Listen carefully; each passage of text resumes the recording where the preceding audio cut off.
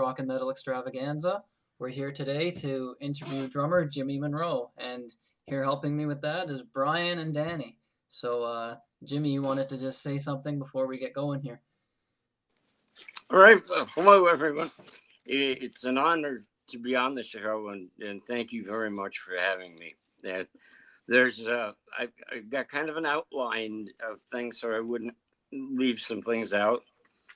I leave some things out on purpose. But before I get into that, I did want to say a couple things if I could, and that's about my family.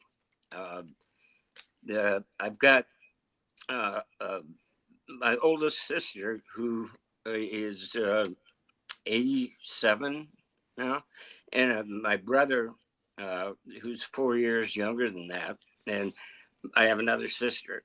And as we were being brought up,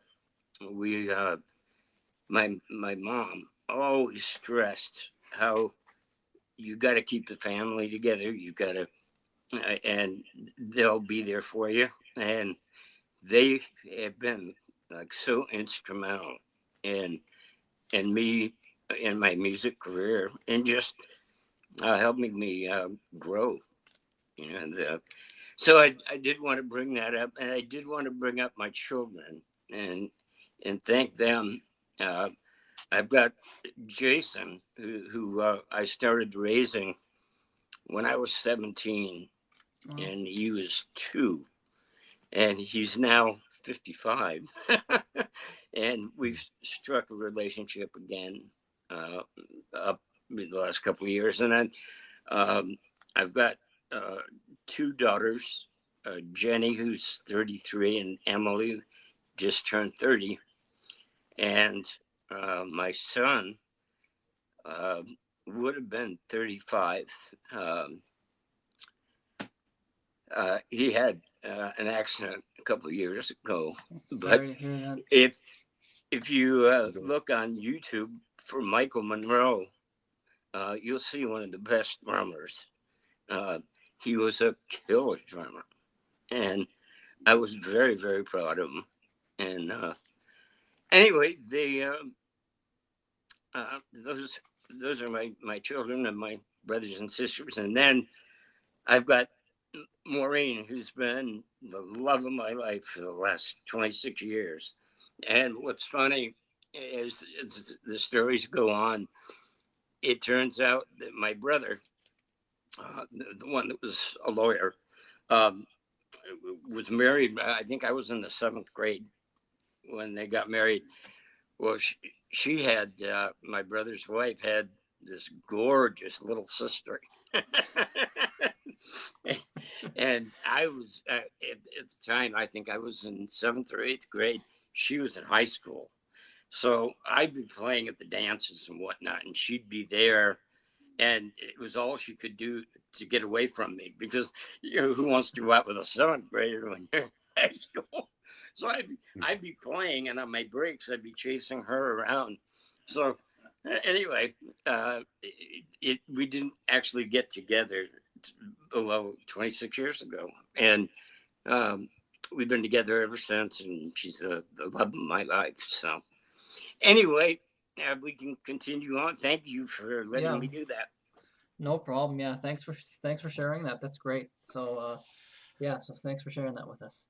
So yeah, as you did know, we played the Storm album last week. So, and of course Jimmy was the drummer on that. So we're kind of glad to do that, to show everybody and to hear that, to see what that was like. And yeah, a lot of people liked it. So everyone liked it. And yeah, it was cool to listen to that. So that was a lot of fun. And yeah, I got 2 shows out of this. You couldn't make it last time, but I ended up getting 2 shows out of it, right? So it actually works better. They got to hear the album. So there you go. Well, so, I enjoyed listening to you. Thank you. Not many people do, but yeah. Anyway, so yeah.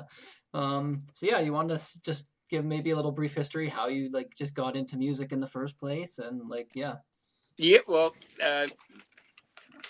that's all I ever wanted to do was play drums. I don't know where it came from, but I'll start out with from Buffalo, New York, and we we moved from Buffalo. I was in a pretty serious car accident back there, Okay. and they wanted to get me out of that area and whatnot. So we moved to Tucson, Arizona, and as soon as we got there, I was bugging my mom. I've got to have a drum set. Well, she wasn't having any of it because Mhm. my older Yep. sister, Marianne, played piano. And she played, took all the lessons and had the nuns whacking her runs, the whole 9 yards. And then, so my mom, we had a big house back in Buffalo, bought her a grand piano. So that's what she was practicing on. Then she wanted to play organ. So my mom went out and bought an organ. And then my brother wanted piano lessons. So he started playing piano. And then my other oldest sister again wanted to start on clarinet. So we were like, the place looked like a music store of instruments that nobody really wanted to play anymore. And so we had a saxophone, clarinet, the organ, the piano, and then I wanted a drum set. Well, it didn't happen for a bit, even though I kept, bugging everybody about it. Well, finally, I think more to keep me out of trouble, my brother convinced my mom to buy me the drum set. There you go. And I I sat down. The first day, I've got a picture of it because some people were into the Beatles and some people were into the Monkees.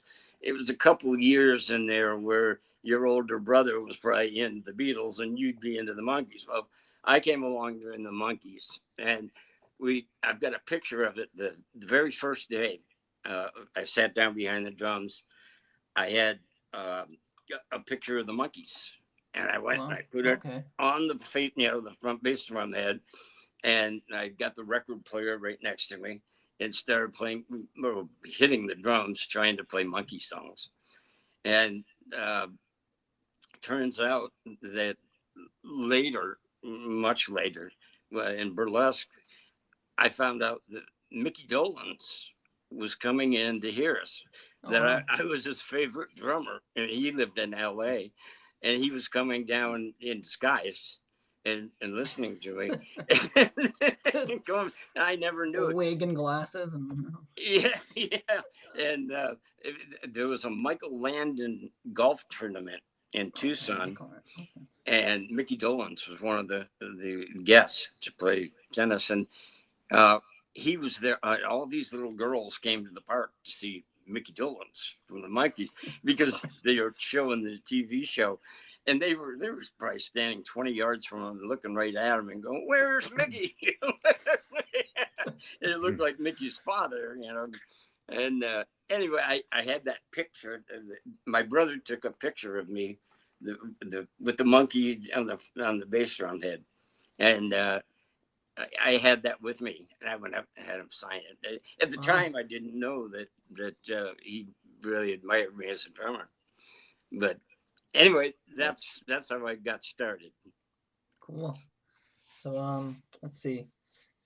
So yeah, how did you get into Storm? Like, how did that go? Because I know they had the first album with a different lineup with a different drummer, and then that was like 4 years before the next album. So do you know what happened there and how you got into the fold? And Well, I can tell you that um, there were a bunch of uh, different bands we can go over later. There were yep, several bands in between the Storm.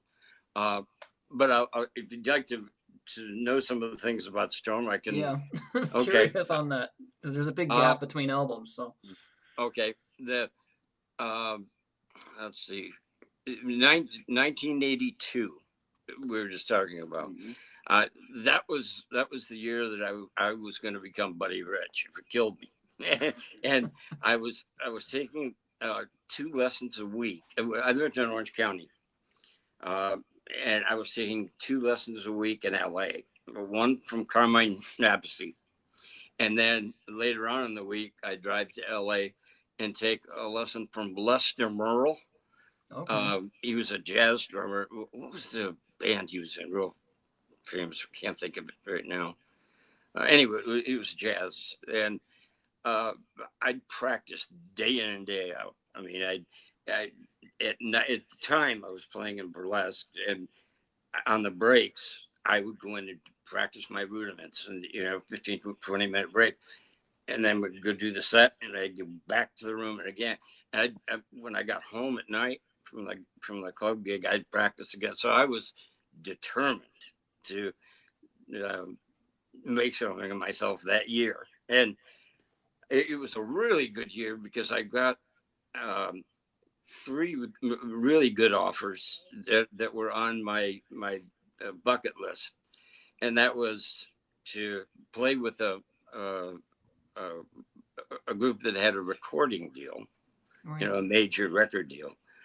And I've got two offers: the Jack Street Band, that I think you're going to play a song from them, Okay. and the Storm.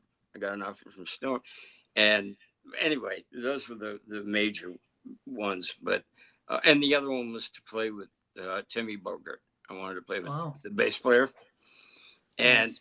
at the time I was really good friends with Tony Brock from the Babies, and at the time the Babies had just broken up, and he was in search of a band that he wanted to go to. Well, out of all the tapes and everything he got, he chose Storm.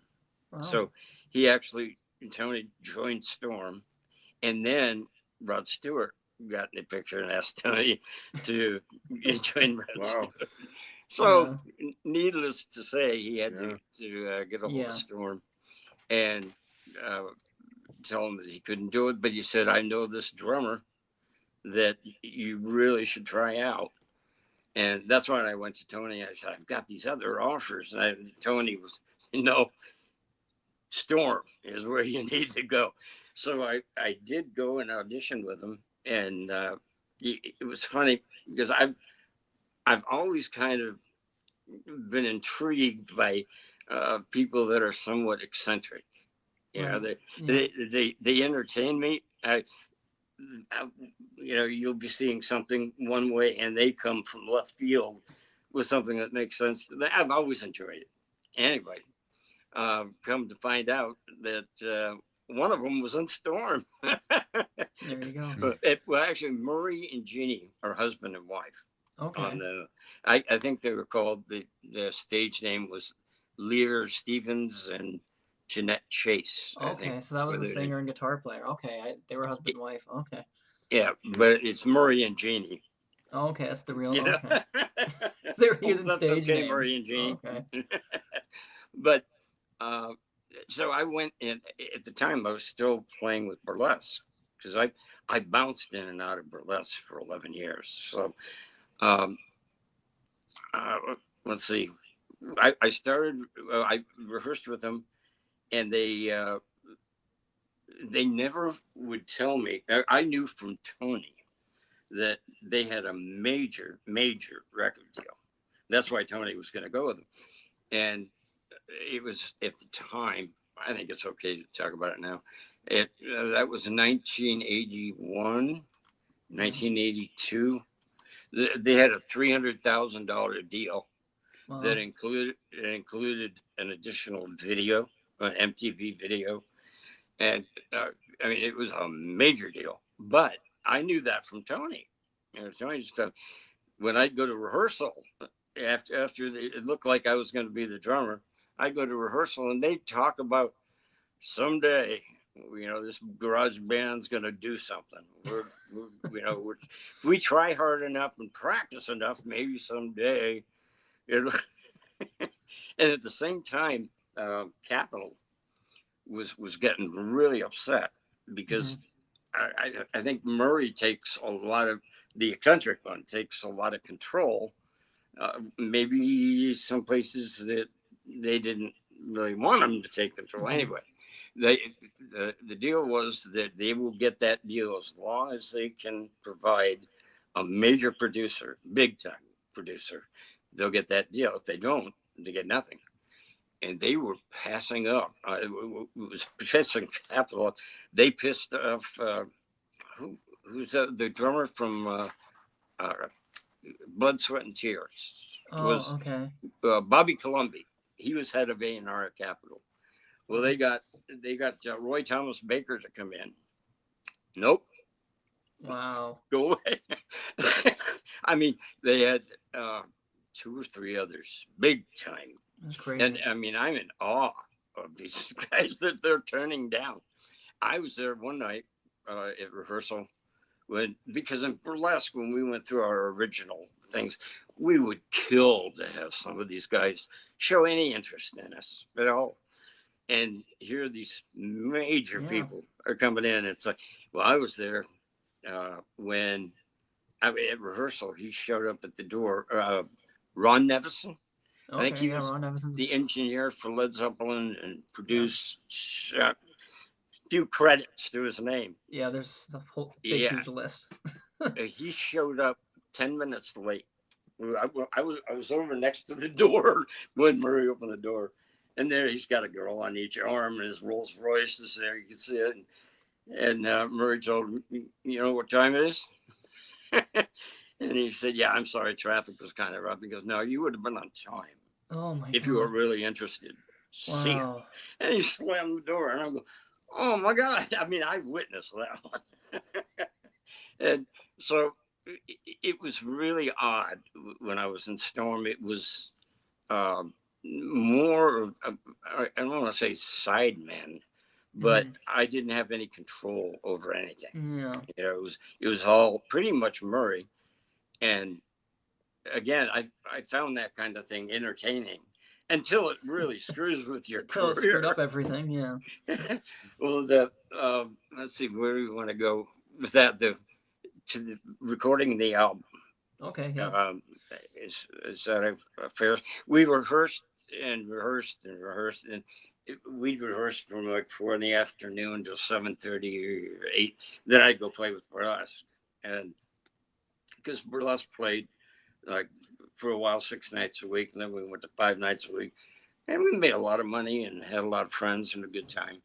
But I wanted to go to that next level, and uh, after rehearsing, it came to they decided on this producer, Michael Verdict, Okay. and he did the Eagles. He did what's that Eddie Murphy movies, Beverly Hills Cop, and Okay.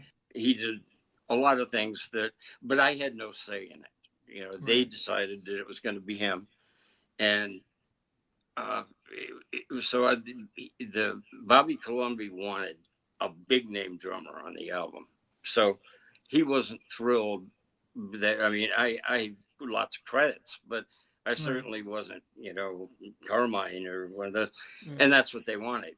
So uh, the they were looking around. They decided on they let Prairie Prince come in and do some of the songs, Okay. and I, I had no say in it. I was backseat, and but Storm loved my playing and my approach to the feel, and the Prairie Prince is more lots of chops.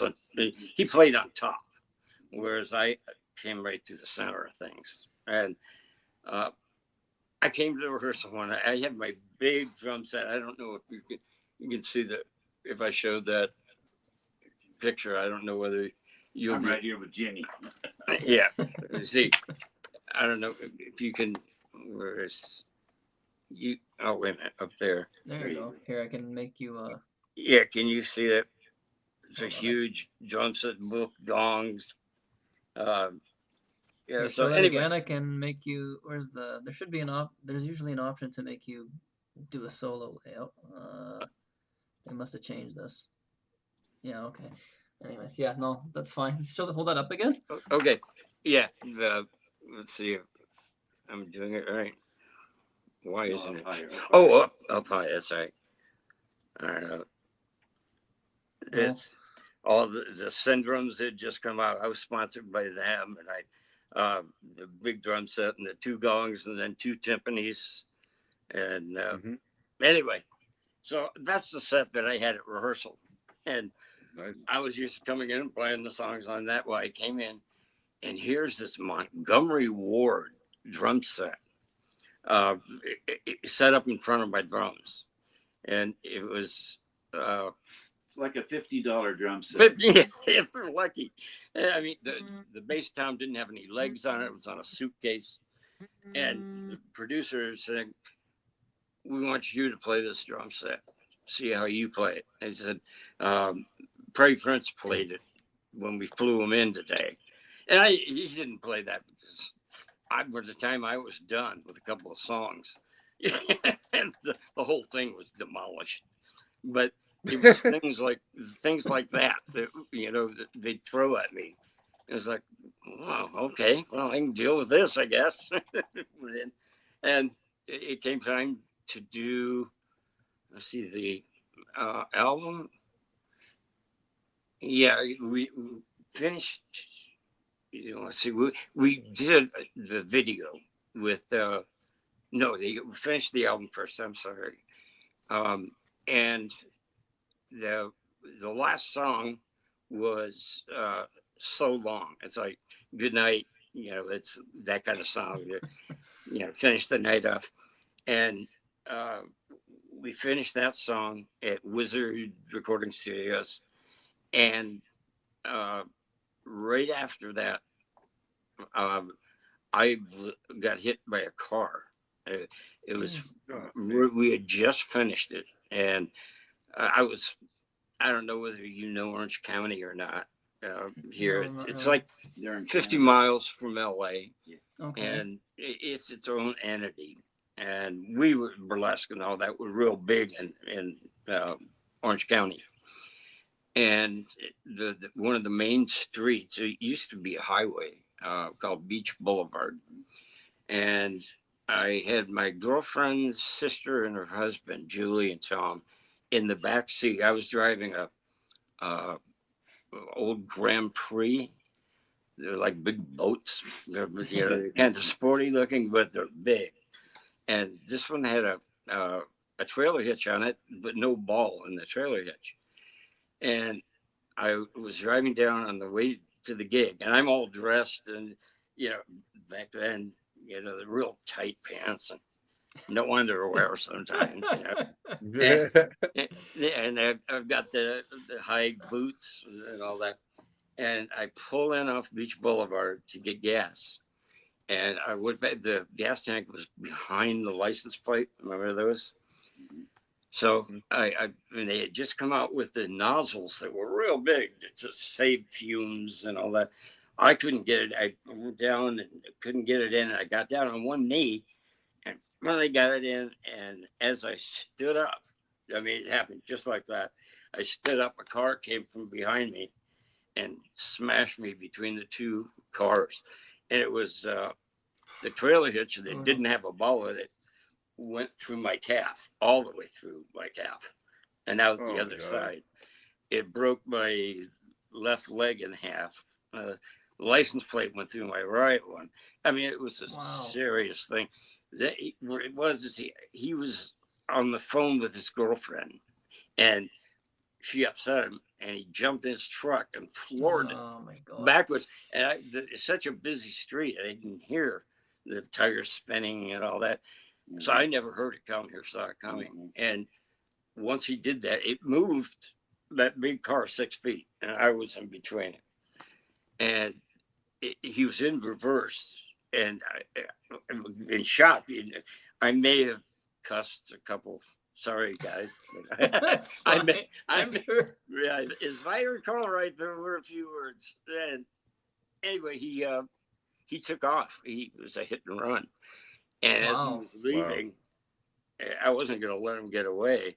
Jeez, oh my God. I turned to run and get him out of his truck.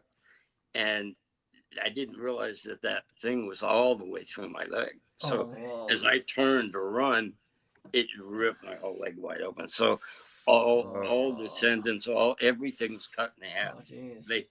They had to redo all that, and my leg was anyway. When that happened, I just fell on the ground. You couldn't support yourself anymore. And the paramedics got there and started cutting off my pants right there on Beach Boulevard. And yeah, it was a little bit embarrassing. But the thing was, they started drawing a chalk line around me, and I was awake. What? You only do that when you're dead. Just in case? Like, what the hell? Like, what? I got to witness the whole thing. It's like, guys, I'm not dead. I'm still here. But anyway, they after that, I don't really know what was being said or anything, but the ambulance came and they took me to a hospital that was real close, that wasn't used to trauma things like that. Okay. So they ended up straightening up my leg, but I had to be in one of those where they call them when your leg is up in the air and there's weights at the end of it. Yeah, they didn't have any of those. Traction. So, yeah, traction. Yeah, they had to make one for me. So it was kind of I was able to get out of it if I needed to. And in the middle of the night, I tried one time, and but it was a wonderful thing that Storm did because I had finished the album, all my parts, and they waited for me till I could come do the video. And I thought that was really special. But they were, Capitol was going, come on, let's get with it. And they waited till, they deserved it. Yeah.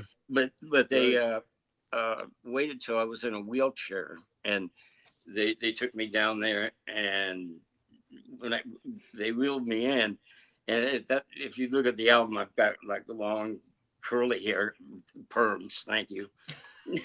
And we went through the door, and Jeannie came up to me and said, Capitol, mainly Bobby Columbia, thinks that you're a dinosaur. And we have a petition here to cut your hair off. And again, it's like, can we take a vote on this?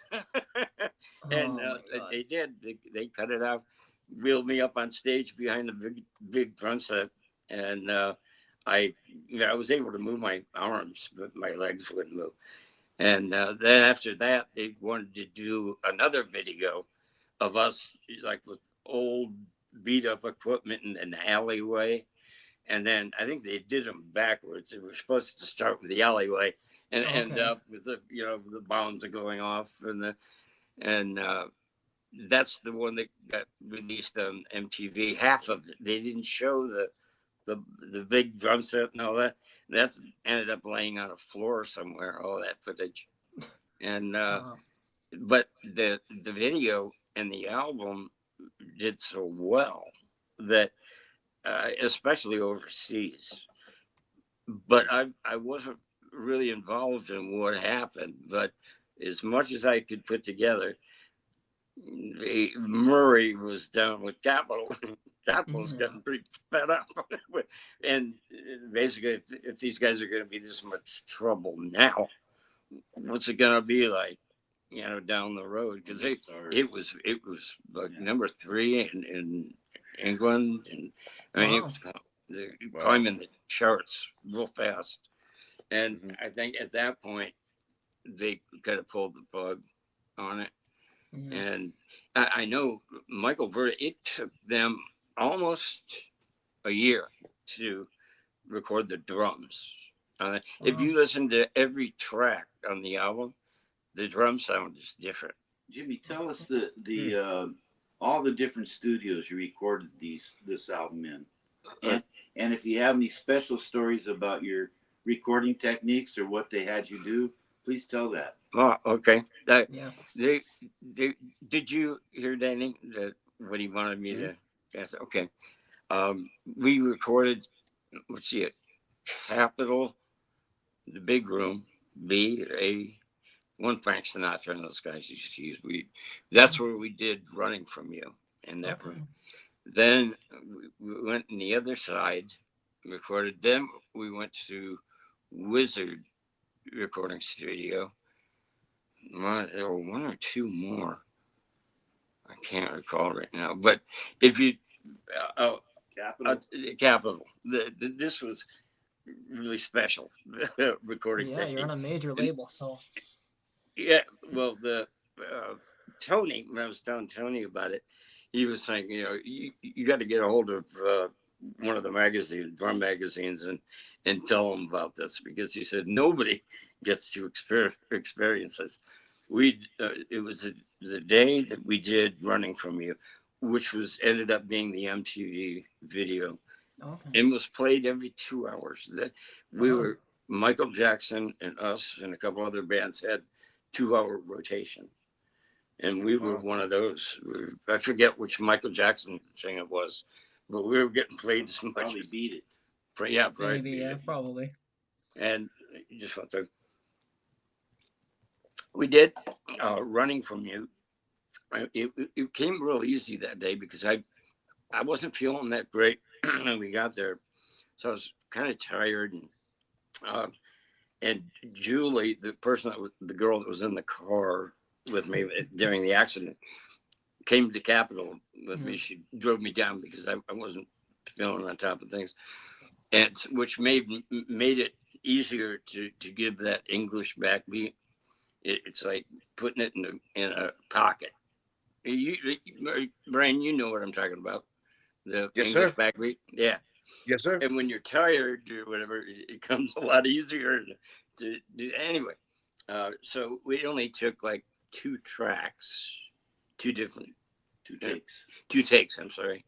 Wow. And then I just laid down and went to sleep for a bit. And they said, "No, that's a take. That's it." Wow. And they came up later. It was later in the evening, and they came up and said, "Do you feel like experimenting on something, drum sound wise?" And I said, "Sure."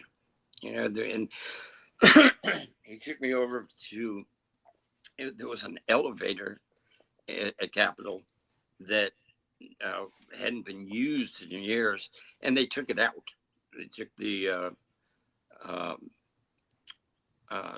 the elevator itself out, so it was just a big hole. Shaft. Yeah, shaft. Wow. Thank you. Maybe you should be doing that. I'm at a loss for words here. Yeah, it was just the elevator shaft, and they said what we're gonna do is there's no electricity down there or anything, so we're gonna lower a light bulb down with a rope down this thing, and we're gonna. This sounds safe. Pardon me? This sounds really safe. Yeah, I do. They hadn't gone down yet.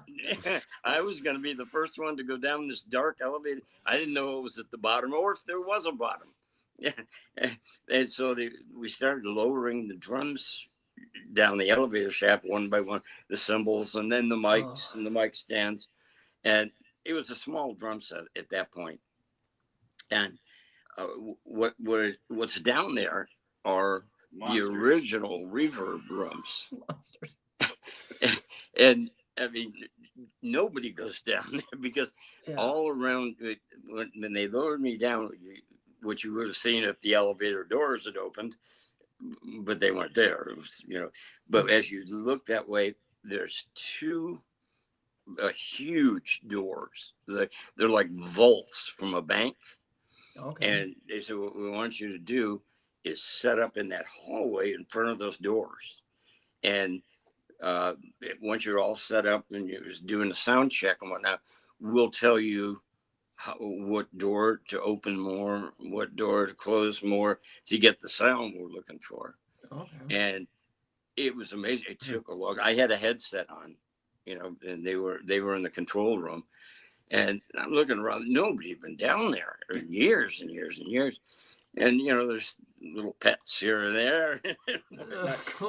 But if you recall, I don't know if Capitol was the first recording studio to have real reverb rooms, but if not, they were one of the very first to have real reverb. Which, for if anybody's watching that doesn't know what reverb is, it's when you like clap, it would continue to clap and disperse as it went.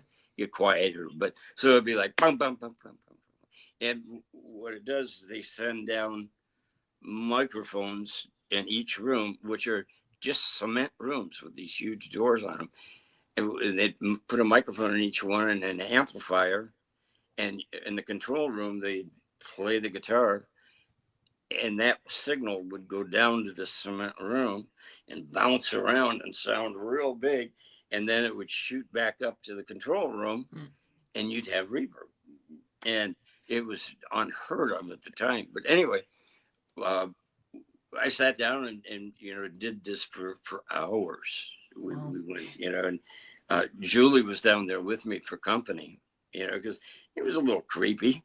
Yeah, it was neat, but a little creepy. And then, but the one thing that was so neat was all around Capitol downstairs, around those rooms was a hallway. And that's where they put all their old equipment. They didn't throw away anything. Capitol didn't. So all the Beatles era recording machines and the boards and all that were lining the hallway.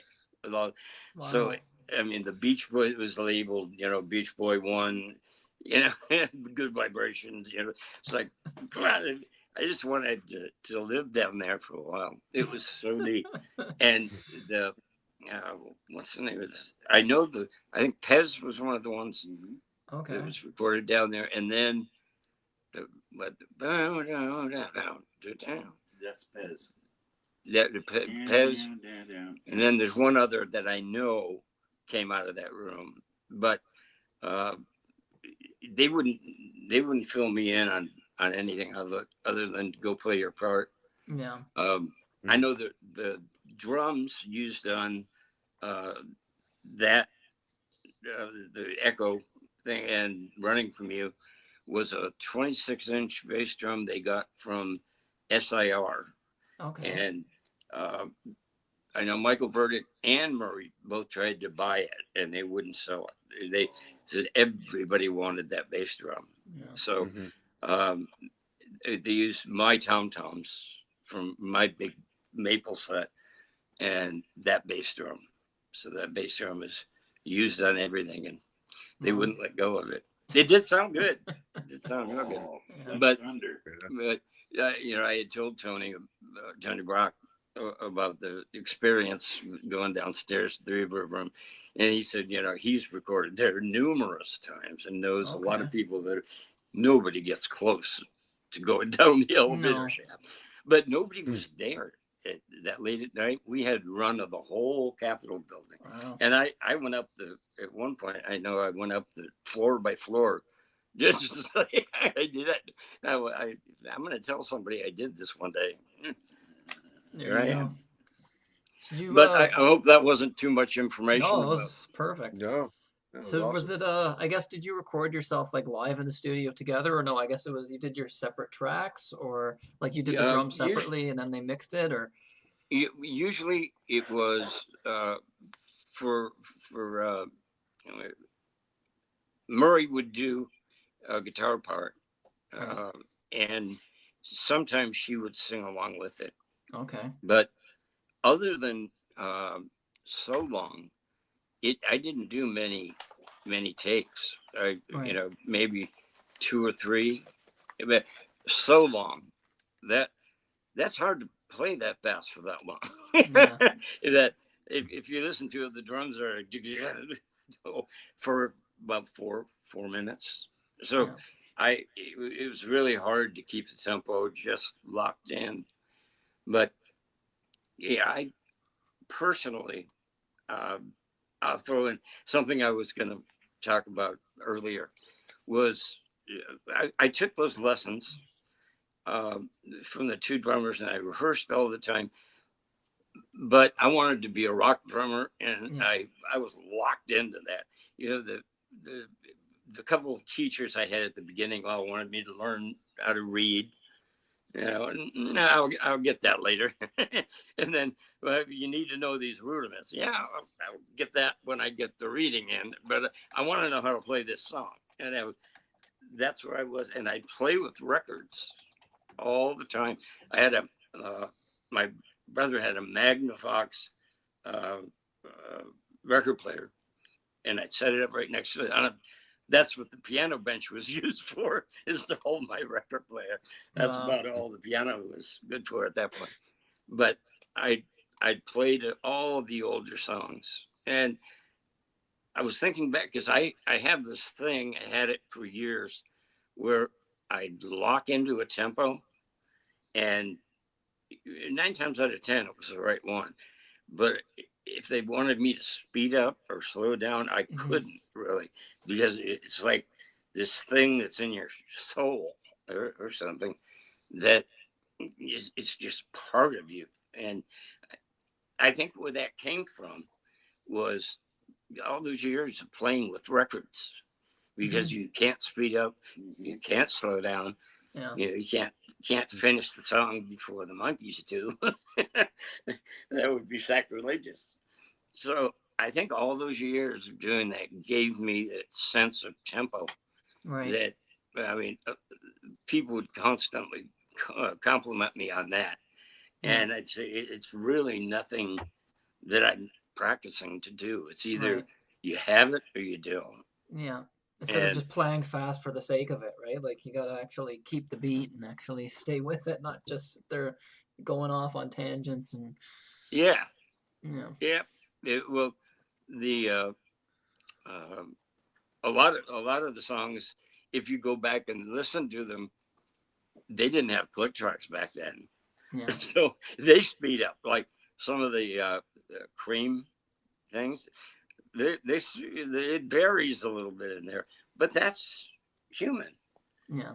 Um, I know Steve Steve Vai had asked me one, because I'll get into that Yeah. later. I was with David Lee Roth for a while, and towards the end, Steve had asked me to play with the click track, and I said I've done it, but I'm not real proficient at it, and I find it really annoying Yeah. myself.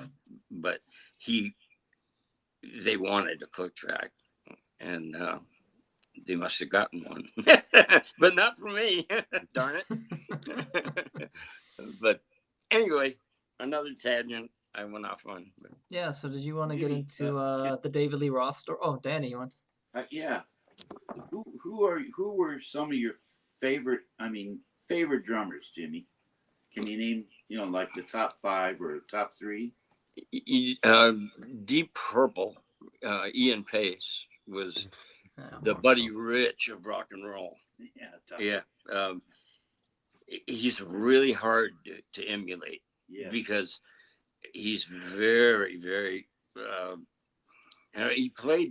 He played heavy handed when he was younger, Yes. but still had control of all those rudiments and things that he would do Oh. that nobody else could do. It's not something Yeah. you go, oh, I think I'll try that.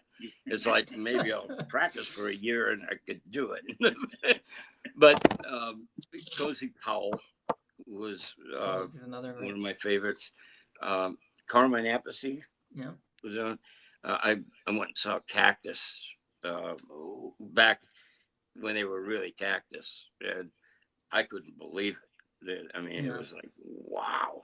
And that's where I saw Timmy Bogart play him, and I Nice. need to play with him someday. And I did get to And then you did. eventually. And then you got lessons from Carmine too, right? So that's even cooler. You met both of them. So Yeah, and Carmine is actually a real nice guy. He comes across kind of big, but he taught me a lot, right. and I tried to take what he would show me and then build on that, because I didn't want to sound like Carmine, but Yeah. yeah, and it was the things that he was doing weren't so technical, rudimental wise. It was things that I could do. If I not something I go, oh, I can do that too, but Yeah. if I practiced a day or two, I get a hold of it. Um, Mark Stein, uh, the organist for Vanilla Fudge, Okay. and Carmine were actually, Burlesque was on the verge of a record deal, and Carmine and Mark Stein were going to produce us on the. Wow. wow. I got to tell you another. I Wow. hope you don't mind these stories. No, that's And, perfect. and, That's why we brought you on here, man. yeah. We want to hear this stuff. Well, Yeah. the Carmine, for those who don't know, is a world-renowned rock drummer. One of Yeah. Of the course. few that were on the Ed Sullivan Show and are still touring today. You know, Yeah. he's his brother is a big name drummer now too. Yeah. But Vinny. what was I going to say? Oh yeah, our singer at one point wasn't in Burlesque anymore, and uh, he wasn't really Carmine's kind of vocalist. But I said you should go down and audition for Carmine. Yeah, I think they were putting together Blue Thunder, I think, at the time. Anyway, Okay. so George, our singer from Burlesque, wonderful, he's a wonderful guy. Went down to audition, and he auditioned, and there was 2 or 3 songs into it. He said, "I really feel comfortable with you, playing the way that you play." He goes, "You sound just like Jimmy." There's a compliment. Yeah, that didn't go over well with Carla. I sound like Jimmy. Ugh. Could it be the other way around, George? But George was serious That's as all get funny. out. Yeah, he thought Carmine sounded like me. Dude, if I could That's just comment, funny. make a quick comment on Pardon? Jimmy at that time, at least for me, and I'm a little biased. Not, I mean, I'm trying to be objective as possible, but number one in the late '70s and early '80s, Jimmy had the sound that every drummer, I mean every drummer, wanted to have. Everybody wanted to sound like Bonham or Cozy Powell, or Jimmy had it. Yeah. And then number two, he had all the licks. I mean, he had the riffs that everybody wanted their drummers to do. And yeah, he was at the very top of the heap, at the very very top of the heap in all of Los Angeles. I mean, he was a big drummer back then. I just wanted to throw that in. Well, thank you for the compliment. So But yep. Again, I keep bringing up Burlesque because that was 11 years of my time in LA. But we had a real big sound system, and Bruce Gleason was our sound man at the time, and he was an incredible thing. And he made me, he showcased the drums at all time. So it was like I didn't have to go promote myself. People would hear about me, come in and hear these huge drums, and eventually I got some gigs out of it. And Wow. the funny thing again, we were playing clubs, but we had turned into kind of a concert band, really loud. I mean, remember those JBL cabinets that were folded horns, had 2 15s facing, and then the big one? Okay, we had 4 of those to start with. And then we had 8 mid-range, and then 6 horns. We filled the club up with our sound system, and all the other bands in Orange County. There's it was club bands that would do top 40, dance bands. But I mean, the clubs, you got to have your volume under control. Yeah. You know, you got your breaks are 15 minutes. You got to be right on that. There's a fair amount of rules that went with it. Well, Burlesque and Emperor, another group, were at the top of the club bands. And when we would go in, we took all this equipment in. And I know one club in particular, it was a Saturday night, and the place was packed, and we went on break, and half an hour went by, and we're in the club owner's office, and we're going, God, we got to go back and play. He goes, I'm the owner. He goes, if I want you here, you're here. We stayed Saturday night, and we're just hanging out and drinking and it got to where the more we would drink, the more animated we would get. And I mean, we were quite animated at times. And the club started because they liked how we acted when we got that way.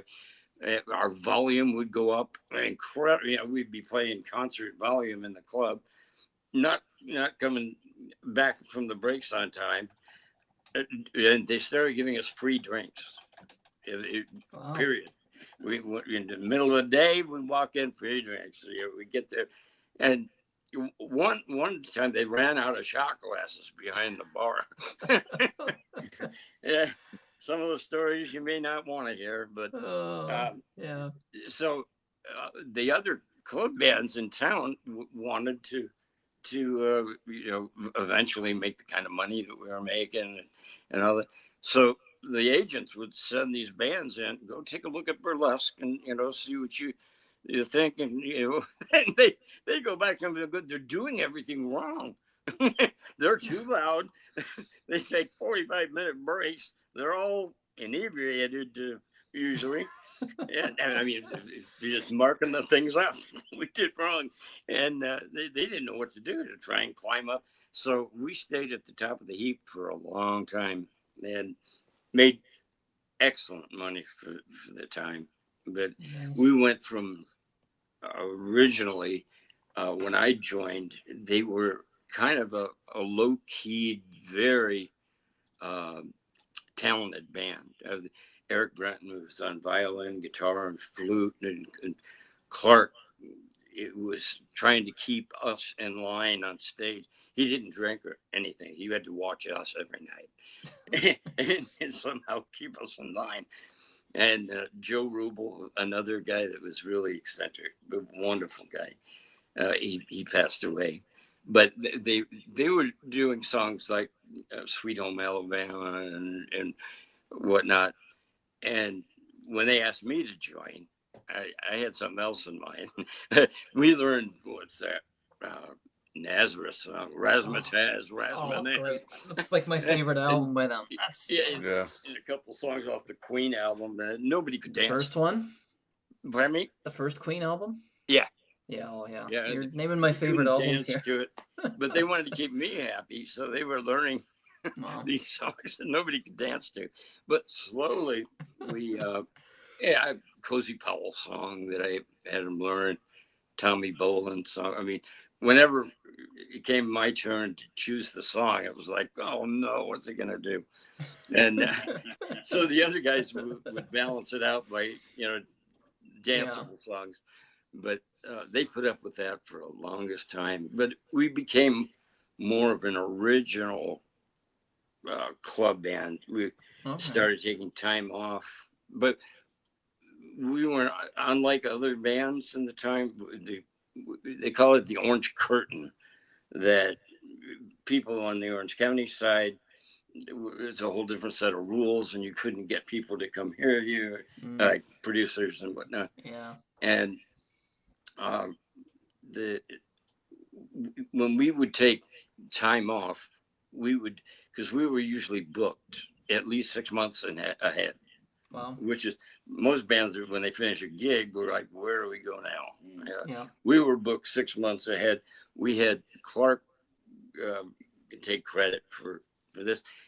We had a medical plan. We had a dental plan.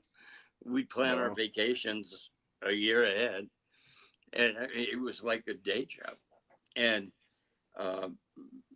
very organized until we started drinking and playing, and then who knows where we'd end up.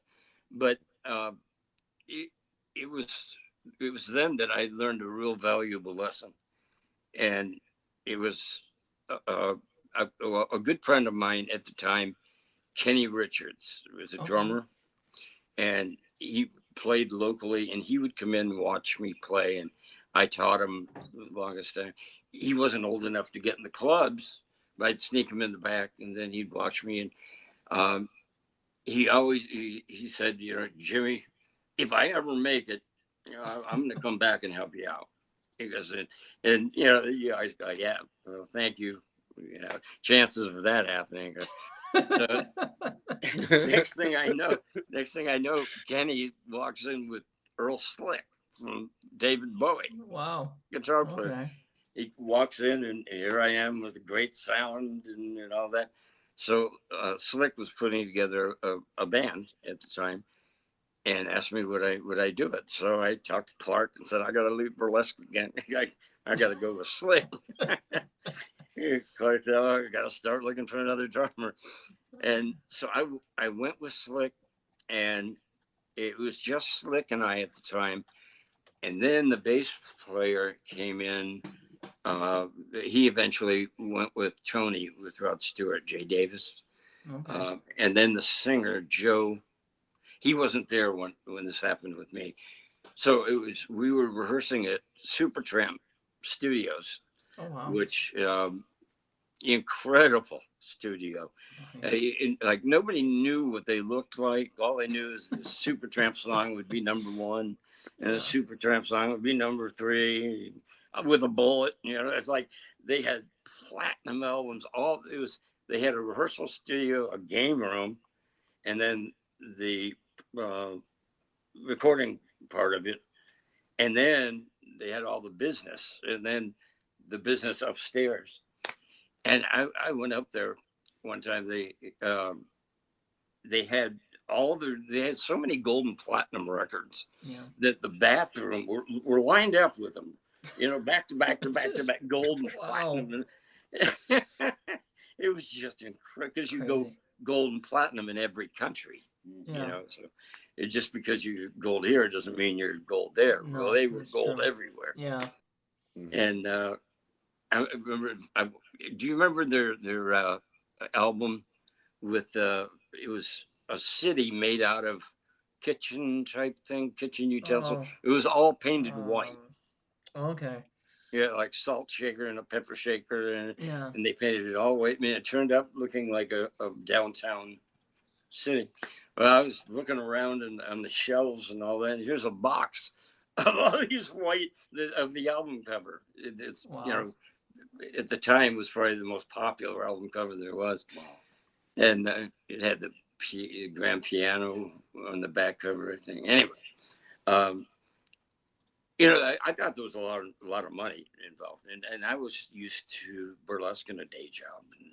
And, I always wanted to break through to the other side where you record and do all that, but I didn't know the ins and outs of it.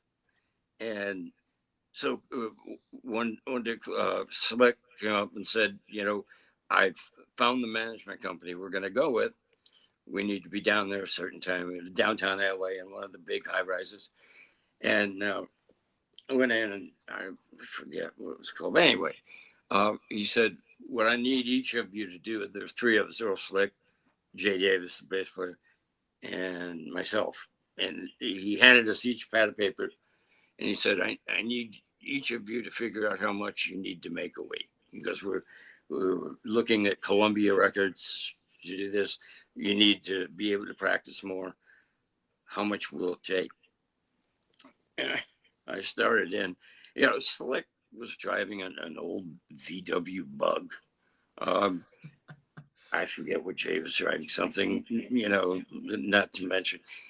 And then I'm in my brand new Z28, I'm used to a different, I make money, and have ever since I was like 17.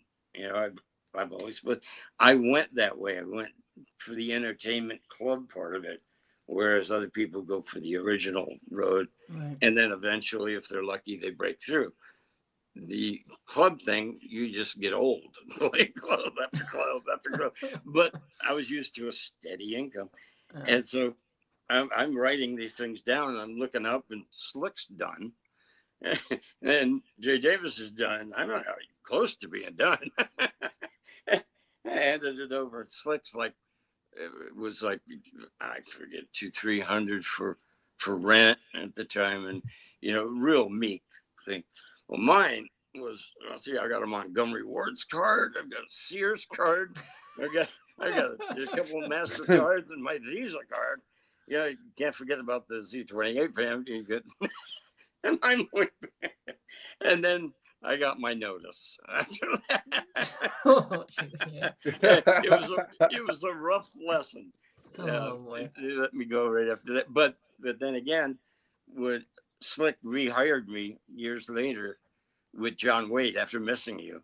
Okay. Wow. Yeah, great I song. went and lived with Slick back in New York, and it was the Missing You No Breaks tour, and Okay. Wow.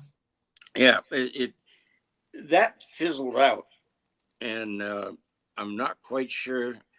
Uh, there's some things I'd rather not, you know, say. I don't Yeah. want to put anybody down, or you know, eccentric is okay. Yeah. Nasty is something else. So I would Yeah. something happened, and Yeah. I ended up back in Burlesque again. Yeah. Poor Clark. Uh, Yeah. anyway, Job security. and Yeah. yeah, I was the guys in Burlesque loved me, and I loved them, Yeah. and we had several different versions of it over 11 years, but it was out. The one time I may have been when I went to New York, they hired Mark Dubé on drums, Okay. who was also the From drummer of Survivor. Survivor. He did the Rocky thing, and then when I came home, Clark had to tell Mark, Jimmy's back. Mark went, I guess I should start packing up. Yeah, and then a week later, Survivor asked him to join. So it was the best thing that ever happened to him. Worked And out for him. Mark So, is just a sweeter guy. Yeah, great guy. Yeah, it was like so gracious. Like, oh no, Yeah. Jimmy, this is your band. You deserve to be there. I'll get my drums together. And it's like, oh, Mark, now you're making me feel even worse. But yeah, Well, out of all the bands that I played with, I can't think of many people I didn't want to be around. yeah. Some That's closer good. to others, like the guys that come see me every month. Yeah. And I just had a pacemaker put in, and Wow. I'm feeling much better now than like I did a month and a half ago. It was getting pretty slow, and this has brought me up to speed. So, Well, What about David, like the David Lee Roth thing? Can you take us through a little bit of that? that's another one. Kenny Richards. Oh, I didn't tell you, Kenny, Yeah. the guy I took lessons from, yeah. who was eventually an autograph. Okay. Yeah. He was I know who he that was is. a drummer in autograph. Okay. He I got a phone call. Burlesque was playing out at the river where I didn't have any vehicle at all. I was at the with just the big truck. I couldn't get anywhere. So anyway, Kenny called me and said, "Remember, I just said I'd help you out." And I said, "Yeah." And he goes, "Well, I had a talk with David Lee Roth, and he said he's gonna audition you." And I said, and he said, "Can you be here tomorrow?" And I said, "Oh man, Kenny, no, I can't." I said, I can't thank you enough, but no, it'll be probably 2 weeks before I can get there." Yeah. And he got back in touch with me and said, "David, if Kenny liked me that much and thought I was such a good fit, he would wait for me. He wouldn't audition any more drummers, and he'd wait." And that's the first thing I did when I got back was I went and I had a job during the day. I think they call it a day job, and I had to do that. And after work, I went over to Tony Brock's house, took a shower, got all ready, and Kenny met me at Tony's house and went over, and it was rehearsing at David's home in Pasadena. That home was the original Texaco mansion, and yeah, and his dad bought it from Texaco. His dad was very involved with contact lenses, Okay. with the invention of contact lenses. Needless to say, he had some money, and Yeah. so he bought the Texaco mansion. David bought it from his father. So I forget, 26 bedrooms. Oh my Wow. And we went in the gates out front, and because I followed Kenny over there, and we went around kind of the back of this mansion, and there's like a 6-7 car garage there with a house on top of it, and then we pulled up back to the mansion, and went down the stairs to the basement, and I could hear like a guitar kind of in the back, and what it was the basement, but it had all these hallways going every which way, and I mean you get lost, and I did, and he took me right down from the rehearsal room was the old Van Halen rehearsal room. Wow. That David, it was bad luck because he didn't want to rehearse in there. He turned it into a closet for clothes that he didn't wear anymore. Of course he did. His aisle after aisle of all these clothes. And so I couldn't find my. Oh no, I asked. No, that was kind of, I found my way back, and Kenny took me into the rehearsal room, and it's Steve Vai, Billy Sheehan, and David in there.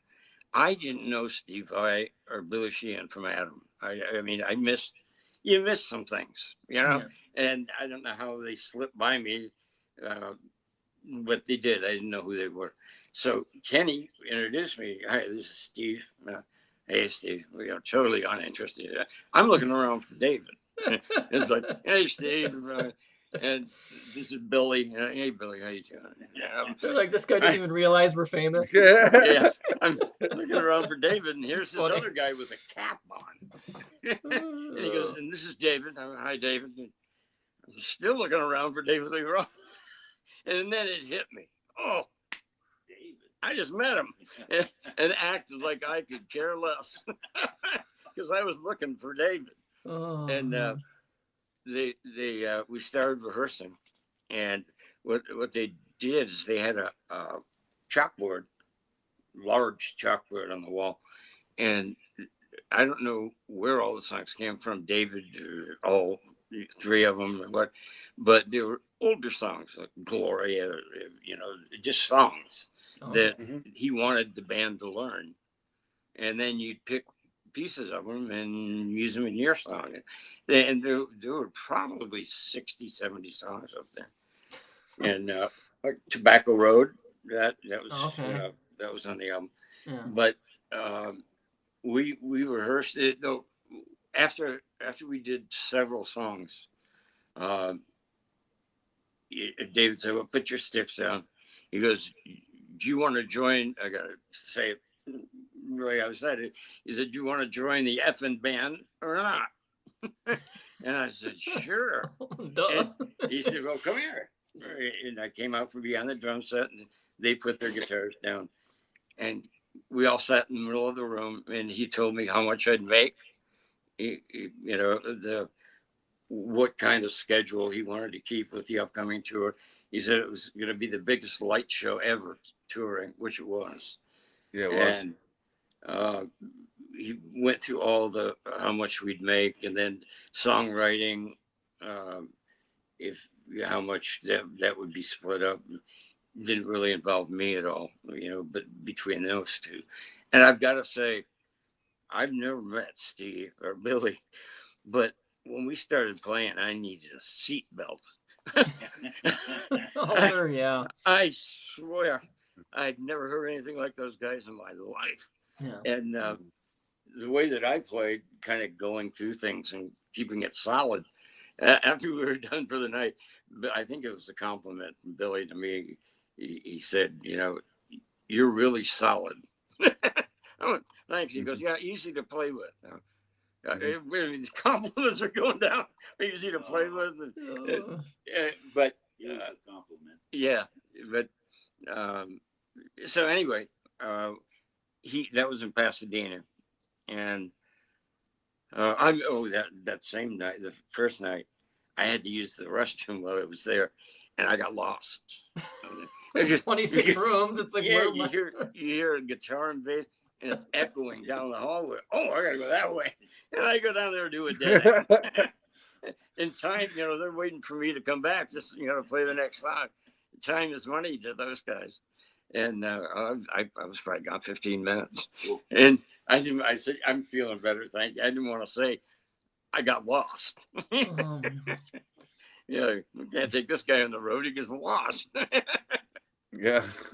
But yeah, and at the time, David had a movie deal with CBS, and he wanted to get the producer thing out of the way, because he wanted to pay attention to his movie.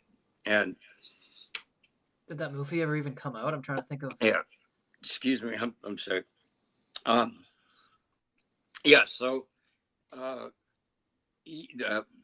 Ted Templeman, which is a crazy big producer, from the Doobie Brothers to Montrose, everybody in the world, was at that time had agreed with Eddie Van Halen to produce the Van Halen album. But David wanted him to do Eat 'Em and Smile, the next album. And he was undecided. We were rehearsing when David wouldn't always be there. He'd be elsewhere.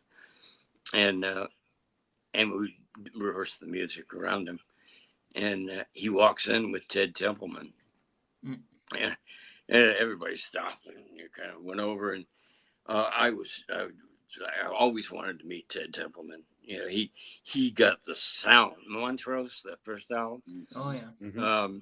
He was the man, and I got to meet him that one time because he decided to do David's album, and from what I understand, Greg was related to the guy who took my place. Okay. So the next rehearsal after getting to meet Ted Templeman, I got my last check, and that was it. I mean, and David didn't know I had been let go. He had a loft in an office down next to the Roxy in Hollywood, and it was Diamond Dave Enterprises, whatnot. And what was I going to say? Wait, he moved to that place. So he wasn't in the mansion anymore. He was up there. And he put together a cattle call. I mean, he's very flamboyant. We all know. And he put together, for his movie, he had a cattle call of girls lined up down Hollywood Boulevard, trying to dance in front of him as they went by. Oh, boy. It's like he picked one here and one there. And anyway, the movie got canceled eventually. I think CBS, I don't know, Division did something. Anyway, the movie got canceled, and it was his birthday, David's birthday. And they called me from the office, and I got an invitation, which I thought was a little odd. I'd just been let go, but I got an invitation to his birthday. And it was, he worked out, or did work out at I probably shouldn't say the name, gym. Was the name of the gym. And then he'd go rehearse, or not rehearse, work out. And what they did is, for his birthday, they picked him up at his house. They blindfolded him, so he really couldn't see, and put him in a limo and drove around for a while, because the gym's real close to his house, so they couldn't just go there. They drove around. He's getting pissed off, I guess, for being in the limo with this bandana over his eyes. They get to the gym, and there's tons of people in there. It's like a boxing arena. It was a boxing arena. They walk him in, and very gently walk him up the stairs to. They didn't have the ropes around him, but they had this big wrestling guy up there in front of him, and they put him in the middle of the thing, and they ripped it, 1, 2, 3, and they ripped the bandana off. He's looking at this huge monster of a guy, and the guy grabs him and throws him on the mat. That's funny. it was pretty hilarious because he's no little guy, and Uh, but can you imagine that's from hilarious. That's a your funny eyes prank. haven't Oh my god. adjusted to anything, and after that they it was a little annoying because they went right in and did the album, and I had rehearsed with them Tobacco Road, Yankee Rose, all those songs, and soon, I mean, very soon after I was gone, they're, they started recording the album. So Greg, I think, had listened to some of the songs to see how they went and whatnot. And my licks were in there and got put in the songs. But, I mean, he is a sweetheart of a guy, Greg is. But when it came on, when I was driving down the road, I almost wrecked the car when I heard a couple of my licks. Yeah, and you're But hearing the albums doing so well. It's like, oh my god. yeah, Yeah. yeah. I mean, it was kind of traumatic. I mean, Yeah. David was at the very top of his career, I think, right then when he hired me. John Waite just had "Missing You" when I Yeah. got asked to join. Storm had that album that was going places, so it wasn't like uh, I was getting the offer from the Bay City Rollers or something. It was like these guys were on top, so it was really quite the compliment. Yeah. You never ever do an audition and get hired that night. I mean, it just doesn't happen. No. You go, they've got 20 more guys to go over, and we'll Yeah. be in touch with you. And sometimes they are, sometimes they're not. But I mean, he hired me right Yeah, then. that's crazy. That's wow. Yeah, And it's huge yeah, I compliment. was in a daze. I was going, yes, my uh, things that you get along with that, all Yeah. the the instruments, the support from the Peisty and yeah, Zildjian and yeah. I was getting all the um, drums. I don't think I had the cymbals yet, but I did have the drums and drumsticks. And all these people had signed me on, Wow. and it was coming. I mean, they were coming through. They were almost fighting over who was going to get who. And then overnight, it's like, I got to talk to these guys. And I didn't get in touch with one of them, Roy Burns with Aquarian. I went in that's where I was working in the convention center, and they were setting up for the NAMM show. And I went over and I saw Roy Burns, famous rock or jazz drummer, who owned Aquarian drum heads, and that was him. I saw the booth as I was walking by. I didn't touch base with Roy, and there's Jimmy Monroe, David Lee Roth. I mean, the thing was like 30 feet long and 12 Oh. feet high. And I'm looking at it, I go, oh man, I got to tell him I'm not with David anymore. And Oh so man. I mean, it had its really Right. ups and then Yeah. really down. It's Yeah. it can play with your head. But with David, there was no hard. He told me he did not even realize that I had been let go when I talked to him at his birthday. He said he had no idea. He said when Ted Templeman decided yes for him, he turned the whole band over to Ted Templeman, and then he was going to work on his movie, and so he didn't want anything to do with the band. So Ted had every right to let me go, and he did. Wow. But it was not. I got to talk with Greg. Before they went on tour, they rented the Long Beach Arena for a week to practice in and get the stage down and get the lighting and all that for a week. But money's no object when you're talking the kind of money that they have. That's about a 13,000 seater, just so you know. Yeah. Oh yeah, like 13,000 people arena. It's a big one. Wow. Everybody has a practice room like that, don't they? So after that, it took some getting used to. Yeah. And after that accident that I was in that year, I had decided that was going to be the next Buddy Rich. And I practiced and I practiced.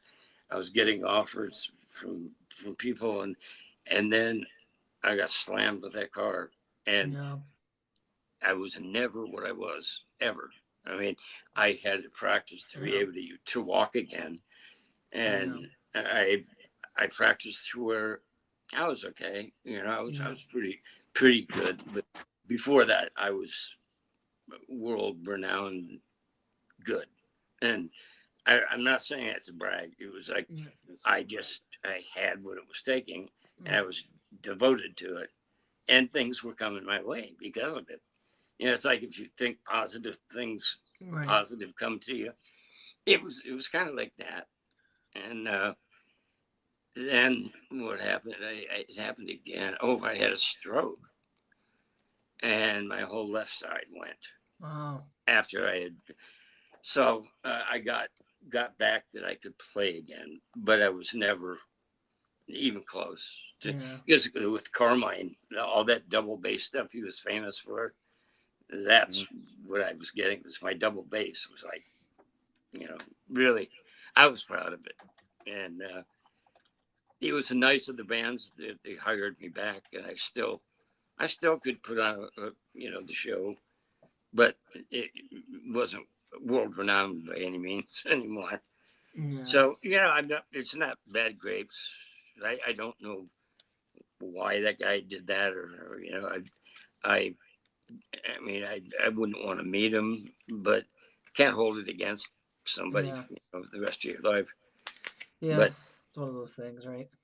anyway, I'm sure there's some things that I haven't touched on, but what do you? I was just thinking, do you know any? Can you remember any bands that you might have opened for in Storm? Like any big name bands that you can rattle off that you know that you would have opened for back then? Oh, have I played with anybody? Or like, done shows with. Bands you opened for. They opened like for Jack you or whatever. Oh God. Oh yeah. We have back with like the Angel and there were bands like with Randy Rhoads. Was that Snow? Maybe before he went in. I have to think. I was with what's the guy's name that was in Kiss? Mark. Oh, Mark St. John. We knew him as Mark Norton. Yeah, Mark Norton. Yeah. And then he became. He was putting together a band. It was funny. I'm not talking bad about anybody, but he would call me all the time and ask me, "Will you be available to go in the studio?" And I need to cut a track, and it never really worked out until he. It was when we came back from Hawaii, I think. Anyway, I had my fair share of macadamia nuts, the chocolate covered ones, and I got back in town. And he called me and said, "I really want you to be in my new band." And he said, "But I've heard you kind of gained some weight."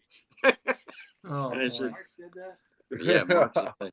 And I said, "Yeah, but it comes and goes." And he goes, "Well, I'll get back to you."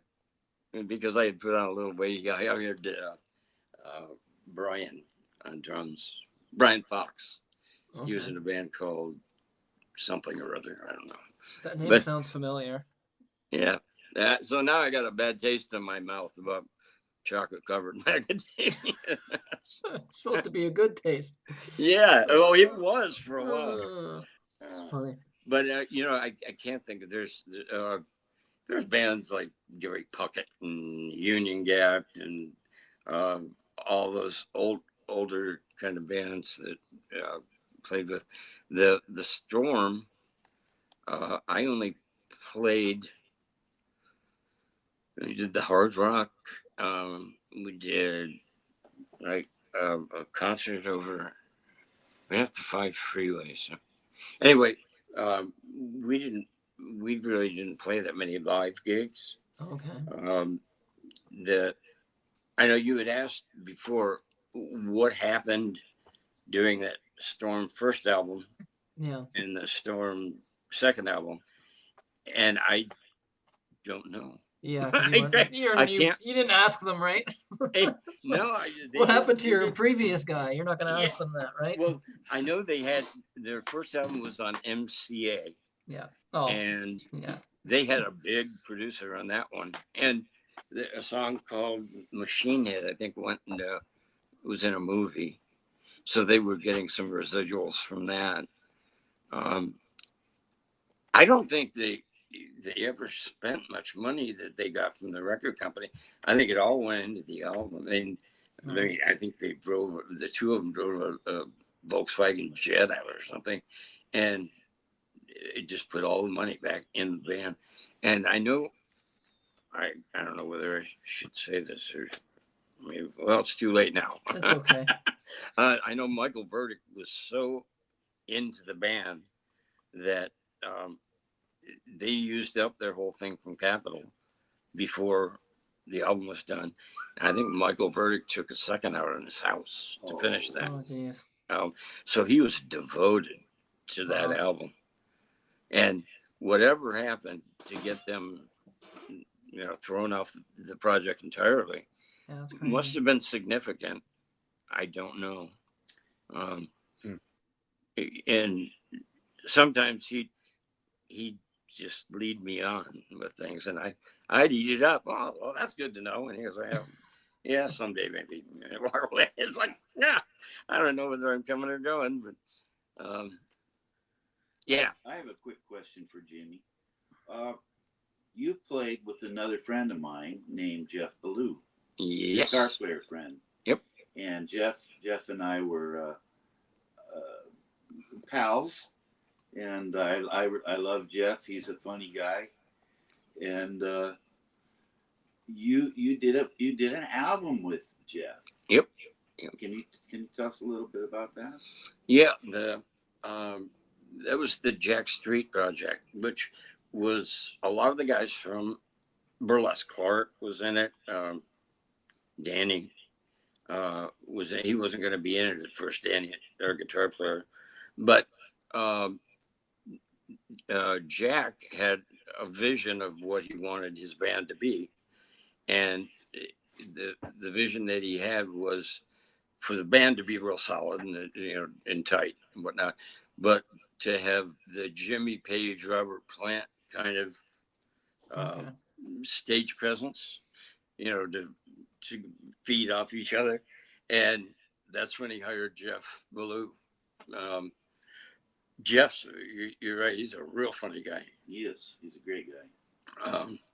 Also, you had asked about who we had played with.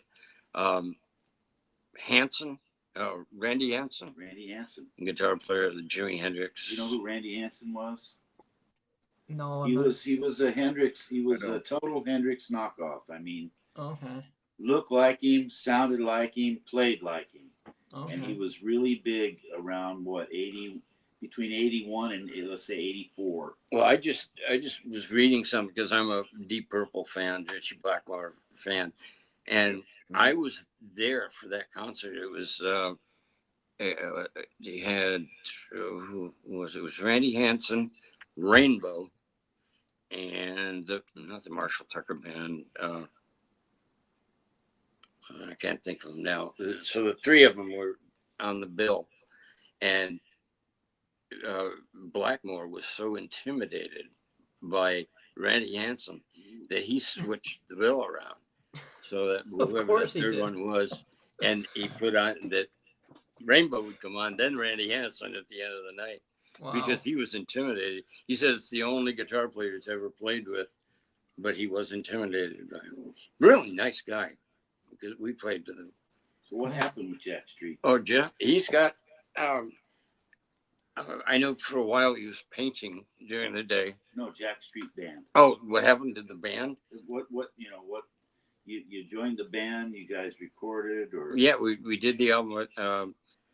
The name of the recording studio, I don't know, it was RCA, and the album sounded really good. It had that big fat drum sound, and everything was sounding really good.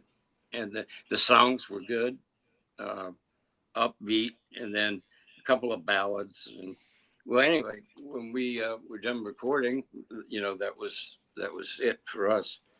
And Jack was real happy. And when I didn't hear anything about the album till the album came out, and I put it on, and it's like somebody had put a comforter blanket on top of the whole thing. It sounded like, I don't know, it didn't have any oomph to it. Yeah. And so between the engineer and the producer, they tamed it down. They just took all the tone away, the oomph, the power. It was all gone. Yeah, it'd be all muffled. And- How would you even hear anything? Just Pardon me? how would you Right. even hear it properly? It would just be all muffled. Like, what the hell? Yeah. Well, we weren't privy to any of the mixing or anything, and they mixed it right out the door, and it never went anywhere. It was RCA. I don't know whether they used it as a write-off or, but it's a shame if you listen to that album. Well, you'll hear the live version of me on that. It's a shame because the songs really had it going on. And Jack Street. He was a drummer, and in fact, when I got hit by the car that night, he drove in to Huntington Beach and played for me for 2 weeks for nothing. He wouldn't. He wanted the money to come to me, so he took gas money, and that's something that I didn't go over. If I can go back to the late part of 1982 and the beginning of 83, I was in the hospital, not going anywhere for a while, and the nurses, it was driving them crazy.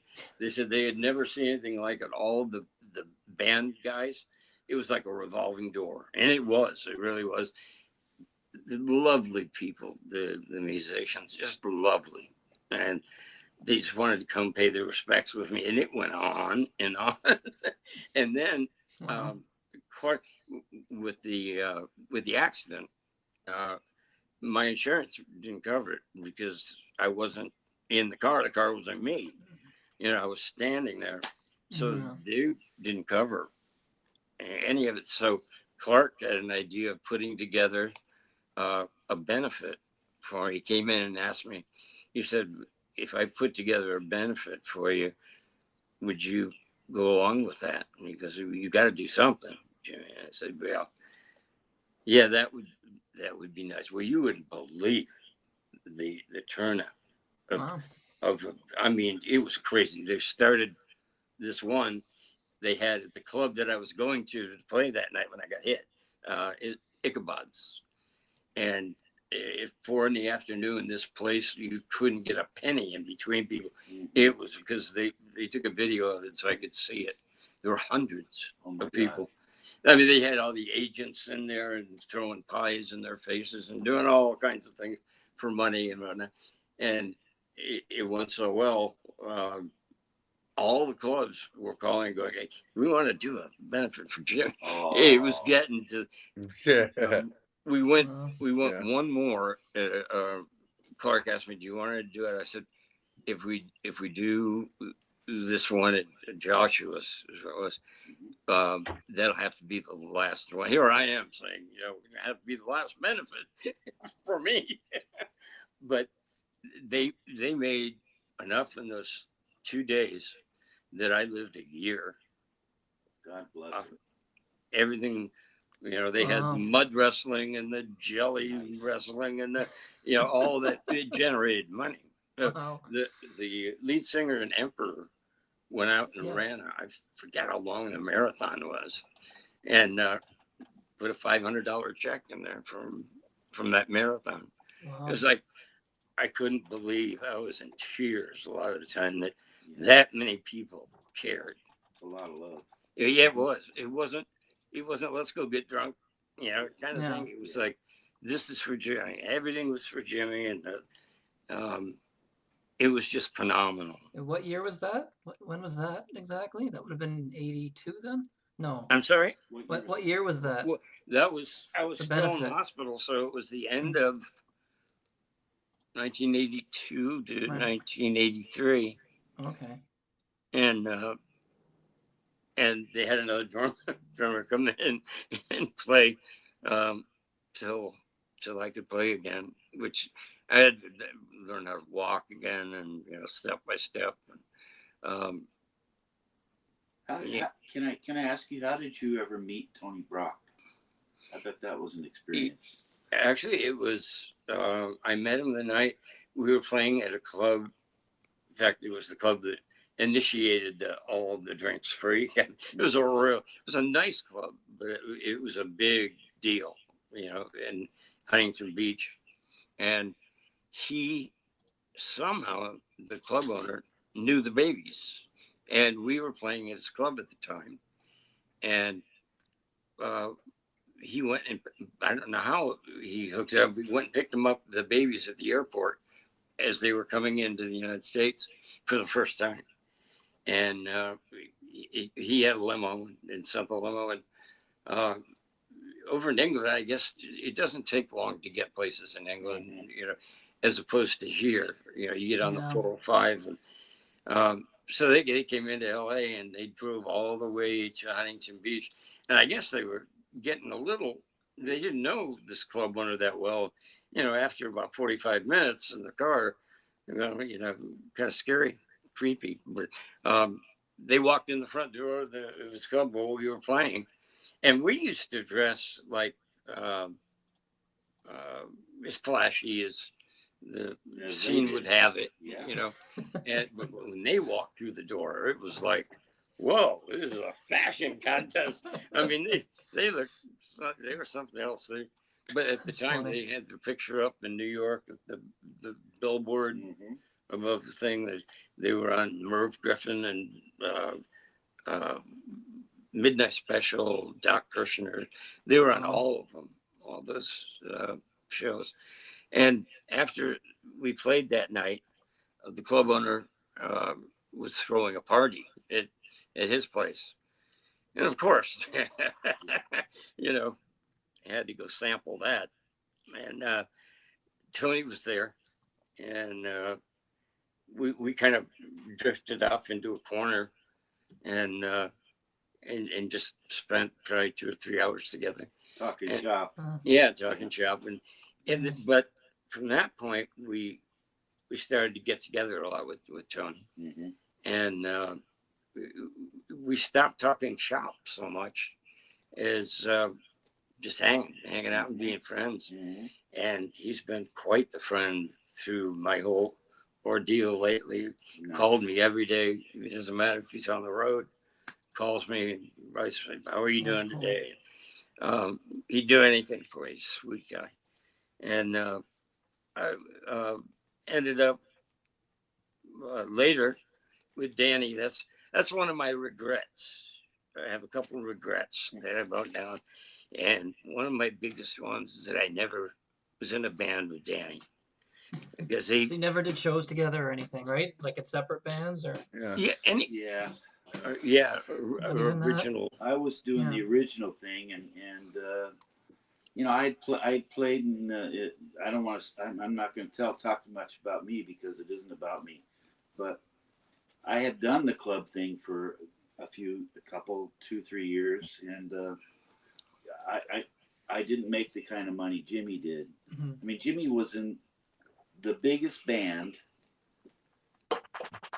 the biggest paying band, I think, of all time, period, in Orange County. Orange County was the hub for, they had so many clubs in Orange County. You can play at one club for 2 weeks and play an entire circuit for almost an entire year and not go out of Orange County. They had so many rockin' clubs. They were all packed every weekend. And Jimmy's band was the biggest freaking band. So, and I had done that too for a few years. And, I really wanted to break away from it because I saw guys that I respected that were a little older than we were get locked into it. And stagnate. Jimmy didn't stagnate, but a lot of musicians did. They just stopped learning. They stopped trying. They just played their parts and collected their money and went home. And I was scared to let myself do that. Yeah. So yeah, I went into the originals, and we crossed paths. We played together one night, and it was wonderful. But I wanted to just do originals. Yeah. Yeah. Go ahead, Jimmy. Well, you can get locked into it, and a lot of the guys did, and they were posers. A lot of them. They you get really tired. I think people don't realize that they're tired of it till they realize I'm tired of this, watching this. The rock pose number one, and two, and with the ego thing and the whole thing. Burlesque, on the other hand, had George Gabera singing. He had no rock and roll background when he joined Burlesque. He sang in the choir. He had this smile that the girls would just melt, and he wouldn't get up and do the rock pose. The whole he'd run around. Sometimes it wouldn't look like a something that you do in a rock band, the way he'd move around and dance, but he was having fun, and it projected out into the audience. There you go. It wasn't get a hold of me. It was like, yeah. Hey, isn't this fun, guys? and having the looks on top of that. And then you had Joe. He's not with us anymore, but he was my eccentric guy in the band. He was fun. We had some crazy times with that. Anyway, and Eric Brenton on flute, guitar, and violin. The double leads that they do in harmony, and either one of them could bring the house down by themselves, and they would. You never see in a club somebody does a guitar solo and the audience stands up and cheers. You never see that. Eric could do it in a heartbeat. Yeah. And he's still playing right now. He's with the symphony. He's a musician. I forget how many instruments he plays now, but he plays in the symphony. He plays at Knott's Berry Farm.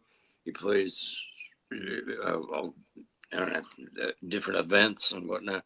But he goes where they want real music, and it was a standing ovation every night when he'd do the Orange Blossom special. People would just go nuts, and on top of it, they all had hair that you could just die for, except me. I had. You still got hair. These guys had well, Vidal Sassoon wanted to use us in one of their ads once. That kind of hair, and then me. That's hair. That's hair. Oh, that's funny. But yeah, so the whole band from the stage projected fun and just having a good time. And the music was incredible at the same time. So it was not hard to see why people loved it so much, as opposed to most of the other club bands that were posers. Yeah. We almost had our chance. We were so close. My drummer and Jimmy was my drummer's teacher, and we were right there together, but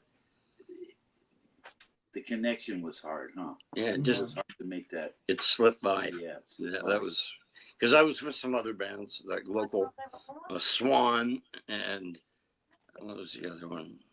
Oh, Roulette with Eddie and Mark Weiss. We did all the Deep Purple stuff. That was fun. Yeah, and loud. That was good. Good and loud. But yeah, I'm trying to think if there's any. Oh yeah, Whitesnake. That was in there. That you had asked if I got any other gigs from the Storm album. They wanted to use what was his name? Ainsley Dunbar on drums Oh wow. on Okay. that last big album they did with all the hits on it. Okay. That's the one I was auditioning for. And they decided on him, and they were trying to convince him to come because he was in New York and didn't want to move to LA. And Whitesnake was based out of LA. So at that point, they were kind of counting him out, but they wanted him. And Bobby Bentrip called me up, the drummer, nice guy, and said that he wanted to get in for a Whitesnake audition, but he couldn't. But he thought that I could if it was okay if he played Whitesnake Storm album.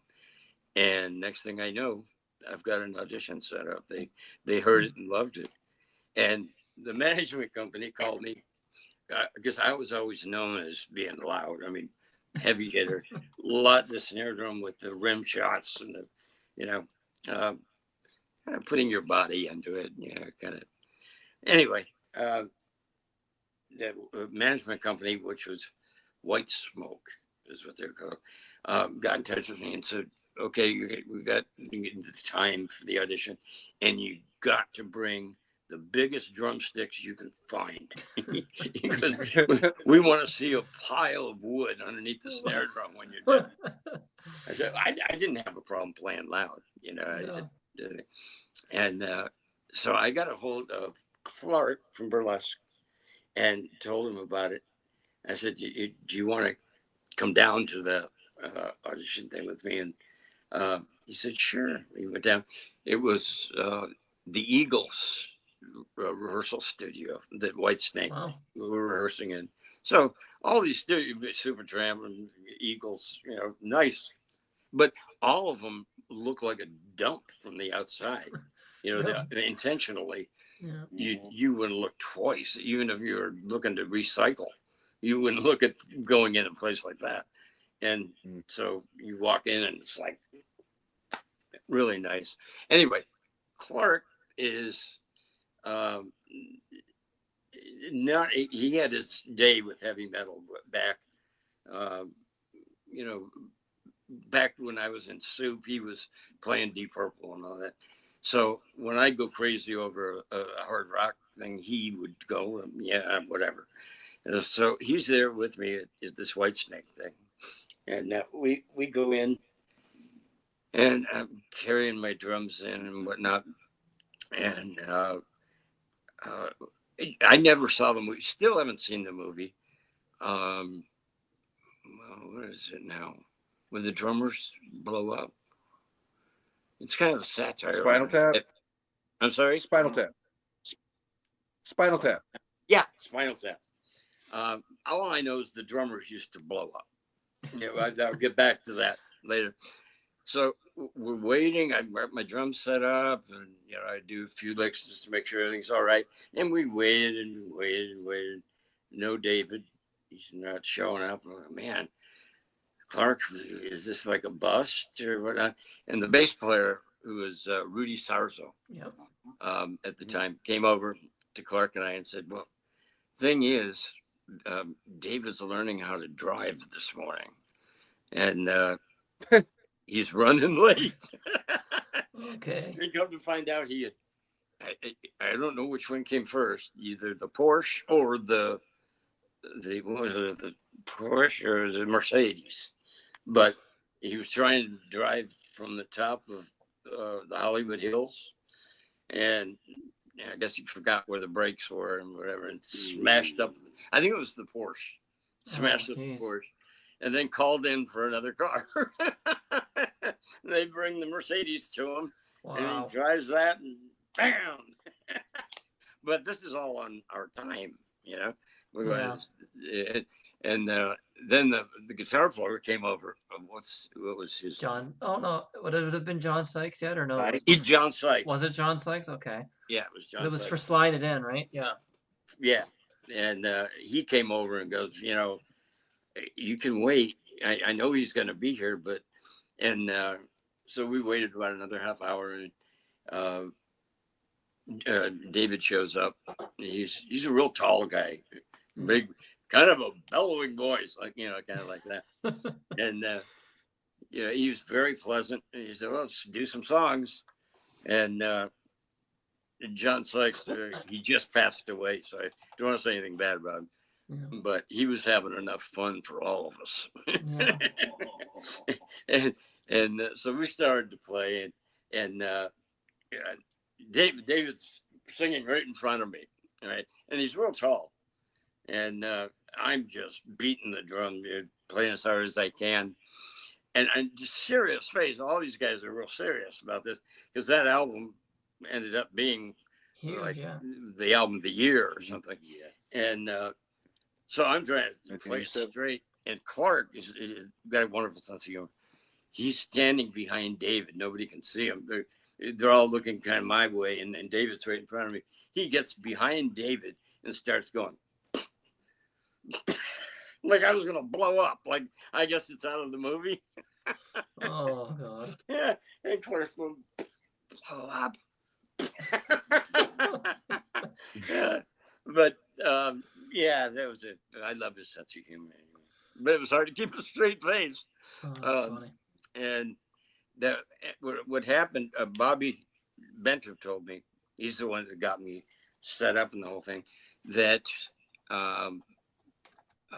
it came down to Ainsley Dunbar and me, and Ainsley Dunbar decided to do the album and move. Mm-hmm.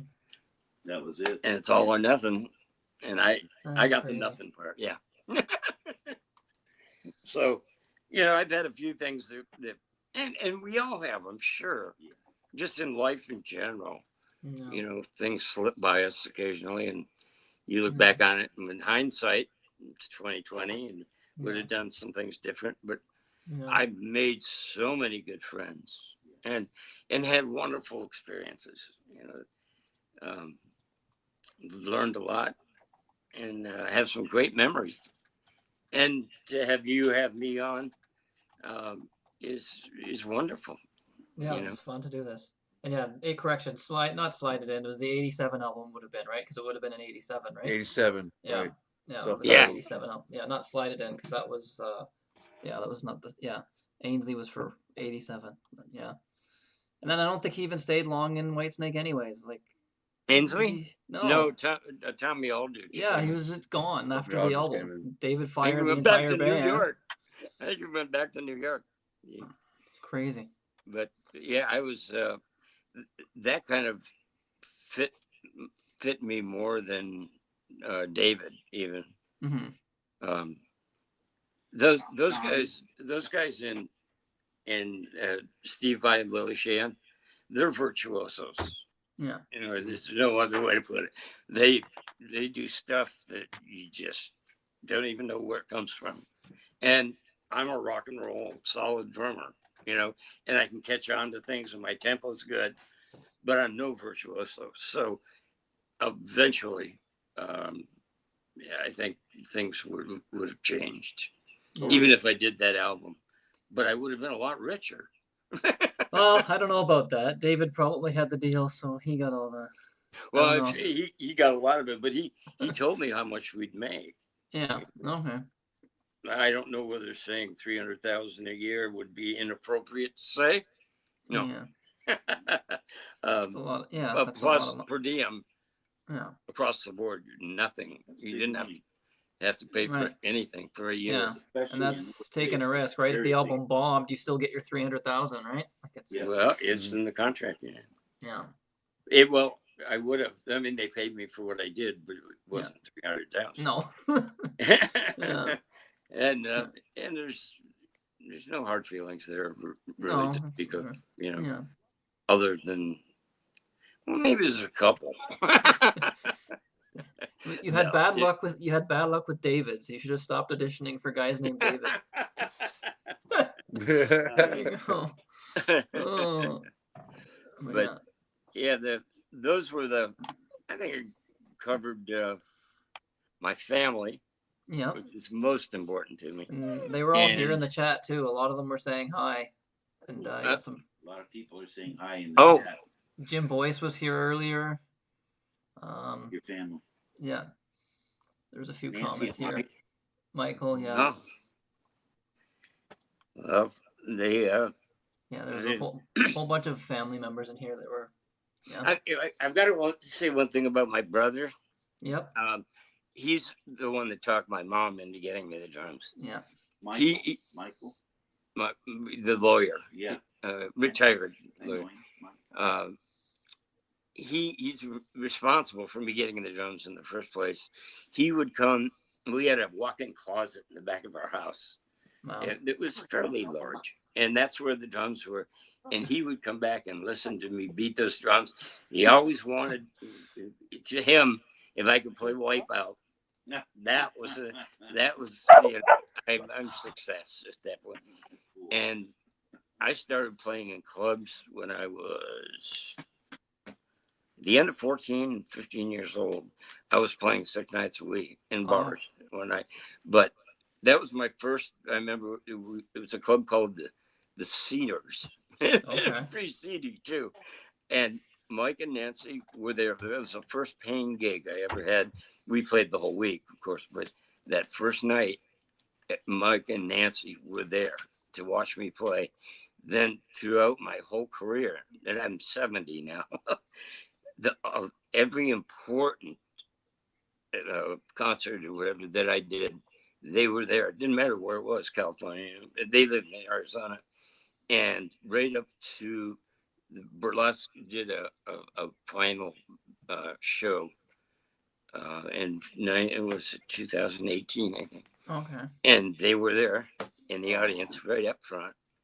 Wow. So, yeah, Mike and Nancy were there every show. Like yes, you always have the beginning. Support. That's great. Yeah. Yes. So that's what I mean. To have family and support like that is the most important thing. Yes. And each one of them have had medical issues that they've gotten over. Like Marianne had cancer. Was it leukemia? And she beat it in her 80s. Wow, that's insane. The doctor said with her, she holds the record for she's no longer has leukemia at her age. Insane. Yeah, and my sister too. They're all just wonderful. Anyway, what age exactly did you start playing drums? Exactly. What do you remember? What age you picked up the drums? I can't remember if you said that earlier. If you said your exact, I don't think you so. What age were you when you actually started playing? How old was I? What made you pick the drums? How old? Yeah, what age exactly? I don't know. I think the drums picked me, and that's not to be humorous, but it did. I mean, all of a sudden you're beating on pans, and and you're asked to stop, and you can't. It's like in you, and finally. I think it was they realized that I might have talent, but it would also keep me out of trouble. Yeah, and it did, because it's a lot of like my sisters and my brother had to take piano lessons, and you got to sit down and you got to be there an hour and practice. Yeah, I couldn't wait to go sit behind the drums, and I'd play till I had to go to bed. It's just something that. It picked you, and you want to get better and better, and but you need that support. Yeah. Too. And I learned how to play Wipeout. And every time my brother would come into it didn't matter what kind of drum solo I was doing with all this fancy, I'd break into Wipeout in the middle of it, and get a big smile. That's funny. So. That's great. And having Maureen now, she's been something else. Great. Out of all this, a lot of people don't get out of this. It's like a swirl for some people, and I can't stop it. And boy, Maureen stopped it. No doubt about it. She was always real level-headed, and so was Nancy, and I was rock and roll on the road, She didn't want. She opened up. They were the first large format graphics company in Arizona, Wow. and she had her feet firmly on the ground, and I was where I was. And that's why it took so long for us to get together. But once we did, it's been marvelous. That's great. But Yeah. as far as rock and roll, that I was in a couple other bands, a show band from Las Vegas for a while named Soup. They were Okay. some outrageously unusual people, and This they is an abbreviation. Okay. and um, they were together since they were kids. Oh. They grew up together in the band, and when I joined, it was crazy. I was making my other friends in Arizona that I knew from school were working at McDonald's and making $2.50 an hour, whatever it was, And I joined Soup when they were in Las Vegas, and I'm making right off the bat $400 a week, and Yeah. I'm driving a brand new car and all this and really enjoying being 17. It was and I learned a lot from I learned how to play kind of funk music Yeah. and learned how to pace a show. That you just don't get out and play your songs. Yeah. You got to open up with something exciting, and in the middle of the set, you want to calm down so you can build it to the end. That kind of stuff. It's all stuff you can't get out of a book. It's if you're paying attention, it's all around you. And those guys were older too, and they were into the fun. In that band Soup, it was a 5-piece band.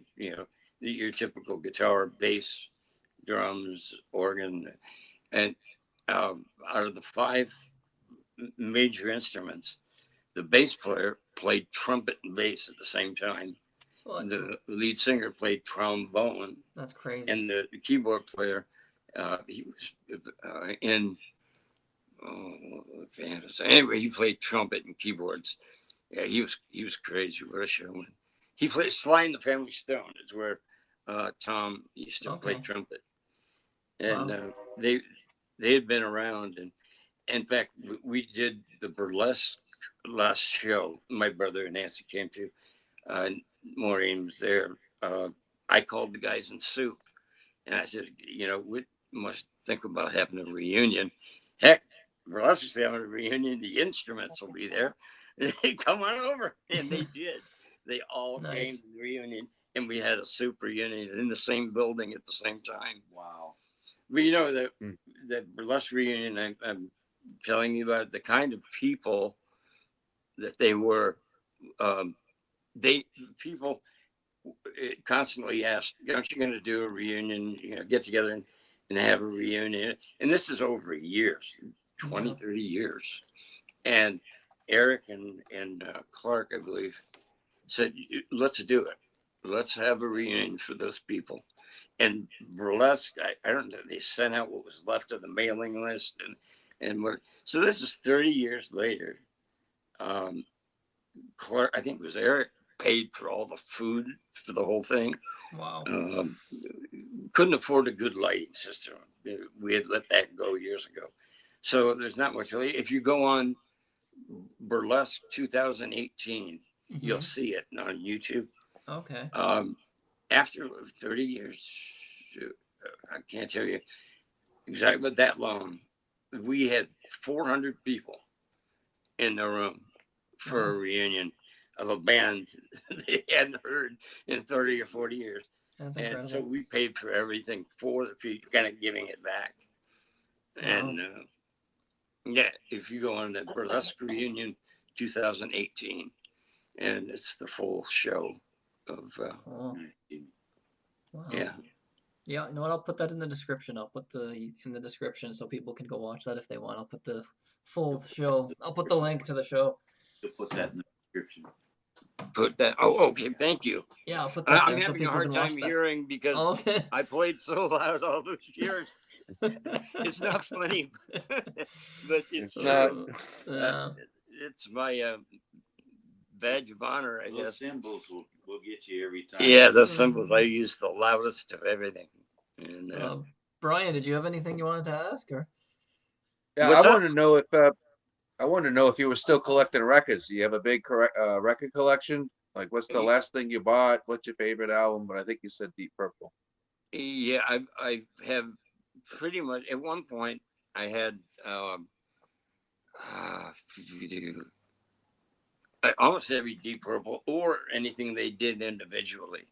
No. You know, can I say one thing? It's out of chronological order, but at one point I moved to Washington D.C. Okay. And played with two bands over there, and their names were Carol and Craig Gaylord, and they had a band called Mr. E. And John Chafin, a good friend of mine, had a band called Driving Rain, and I played with those two bands all in all probably 2 years, and they were really, really good. I don't think I ever played with a bad band. I mean, I don't think about who did I play with that wasn't any good. I can't think of anybody, and most of them friendly and just nice. And you wouldn't want to say that on the show, anyways. Oh, this guy sucked, and this. Yeah.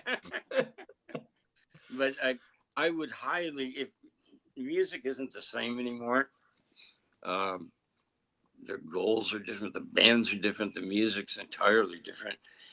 But if I could do it all over again, I wouldn't change anything other than maybe monetarily do a little bit. But I mean, I learned. Heck, my brother's an attorney, had been for years and years, so he went through college with the whole thing.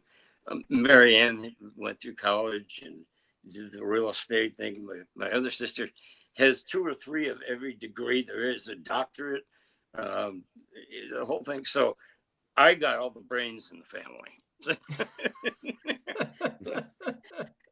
But I mean, it was up to me to learn what I wanted to learn, kind of off the streets and from the people that were a little older than me that I was playing with, and kind of kept me on the straight and narrow to a point. And if you could emulate something like that, there's nothing like learning it the hard way sometimes. Yeah. Yeah. If you get up and keep on going. Yeah. Cool. But are you playing right now? Are you playing drums anywhere? I'm not currently. No, I'm not. I have my stuff. I have vinyl cymbals. I've been looking into getting some of those Axis, the long boards. Have you seen those for the double pedal system? They're extra long, so you can get like twice the twice the friction. Oh, okay. For double bass. It's beyond the double pedal. Yeah. It's Axis. There's only one company that makes them, but they're called long boards, and they're long, and it's for traveling your feet up and down, but it's good for really fast double bass. I play a lot of doom and stoner metal, but right now I don't have a working project. Well, if you're into that, I don't know his name. He's everywhere now. He's got the beard, Drumeo, or you know who I'm talking about. He can like do phenomenal things with one hand. Seamus 66. Yeah. Yeah. I watch a lot of drummers. I'm big into like Sucherman, Gene Krupa. I'm into jazz a lot. I'm into basically Bill Ward. I think everybody's into Black Sabbath. So. Well, I wanted to tell you two things.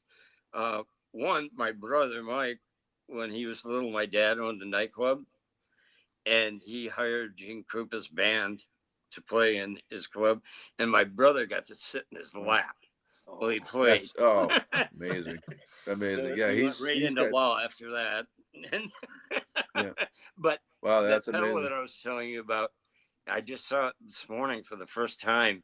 I don't go.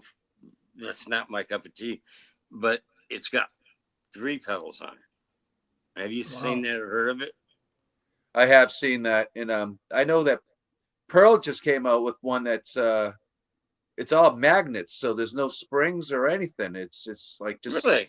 set it up and go. Yeah, but that thing's like $3,500, but you can get some real slaps out of that with double bass. And it's all Whoa. magnets. So Oh, that's you want to crazy. talk about getting really into it. I'd I like don't to know. at I think least that's see a video of that. Is it your Pro yeah, Mark? Did you say?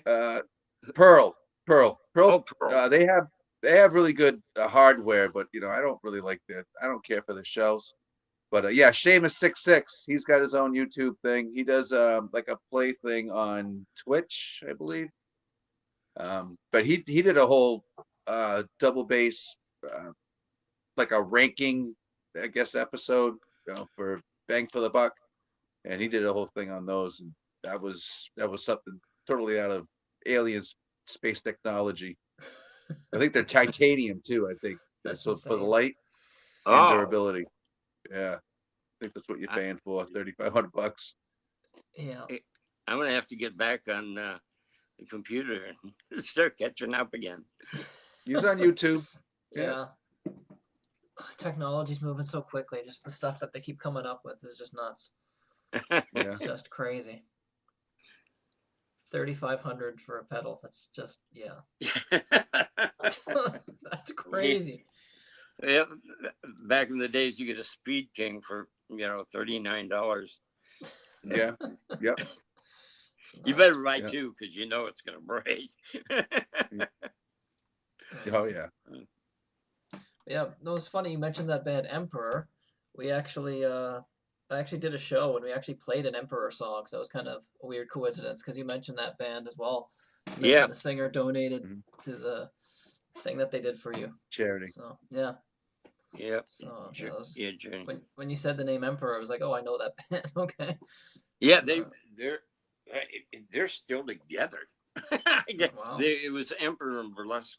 We were comparable in pay and everything, and I can't believe they're still together. Yeah, because they had Really? one album in the 70s, right? They actually did Yeah, have an album in 77, but I don't think they've recorded anything else though. they did that at Cherokee Studios, I think. Yeah. Cool. But So yeah, it was great to have you here. Should have probably let you go. yeah, Yeah, no, it's been great having you. This was really fun to do. I'm glad Danney set this up. It was It was a pleasure really having yeah. fun you. hearing If all I can these Pleasure help, listening to stories you. and if I can help put you in touch with some people that you yeah, might like that'd to be interview, great. let me know. Daniel, Yeah. we're in touch all Well, I the don't want to time. sit there texting you. Oh, do you know this guy? Can you get me? Yeah. We're gonna try Appreciate to it. get Mark on. Try to get Mark on. We'll get Jimmy with us so that Yeah. the three of us and Bryan and you can all the old three buddies can get together and shoot the bull while you do the interview. There you go. By the way, you guys are all three of you that made it so comfortable Yeah, of course. to tell the story, and Thank you. I seem to ramble. Oh, that's perfect. No, I'm sorry No. about that. not at all. Not But- rambling about that at all. That's what made it good, Jimmy. So it makes it Well- fun. We want to hear all these things. So It's nice to be around people that want to hear the stories as Yeah. opposed to Mhm. people that are constantly throwing names around. yeah. People that I've Mhm. played with and all, I don't talk about that. Yeah. Maybe at home with Maureen, or, Yeah. Mhm. but I back in the day when we were on top. I played and with it this was like, person and this person. yeah, nobody really wants We're to too hear old it. to remember that anyway. Yeah. Uh, But it's nice that there is an outlet like this that I can of course. reminisce and thank everybody that I wanted to thank, including you guys. Thank you. Yeah, no problem. And Thank yeah, you we're very much. gonna play that live footage. It's old live footage of you with Burlesque from ahead. the song is Okay. Nice Night Tonight. Drum and solo. it's, yeah, with the drum solo. So this is actually on your brother's YouTube account. Actually, it says Mike Monroe. So I guess he uploaded it. I would have So- had I known, I would have put Wipeout in the middle of it. There you go. So yeah, this is it. So enjoy. Yeah, Nice Night Tonight with Jim Monroe drum solo. You know what I mean? A song called exactly. What it is tonight, a nice night tonight. Great. Let's see. I don't know how.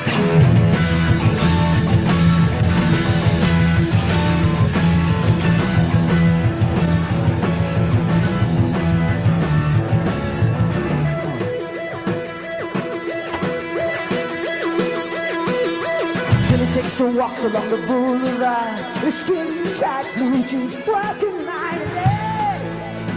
Since she ran away, Jimmy had a chance with a real romance. And a home in Hollywood Hills. He pay all the bills, but she chooses to be free to make a buck. Oh, give an old man a good time. She used to sing a lead in a rock and roll band. So while walking, she sings this rhyme. It's a night, night tonight, and we can make it if you like this time. Oh, it's a night, tonight, tonight. Cash in your troubles and ooh, all night. Jenny's fixing treats in a cheap motel. The train goes down. She'll make it nice for a special price. One of these days, and he's gonna wish she was back singing lead in that rock and roll band. She'll understand, but she chooses to be free just to make a buck. Give an old man a good time. She used to sing lead in a rock and roll band, so while walking, she sings this rhyme. It's a nice night tonight, and we can make it tonight this time. Oh, it's a nice night tonight. Cash in your troubles and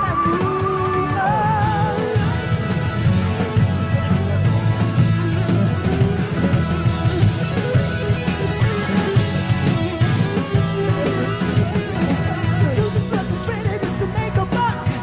Give an old man a good time. She used to sing a lead in this rock and roll band, so while walking, she sings this rhyme. It's a nice night tonight, and we can make it like this time. Oh, it's a nice night tonight. Cash in the troubles and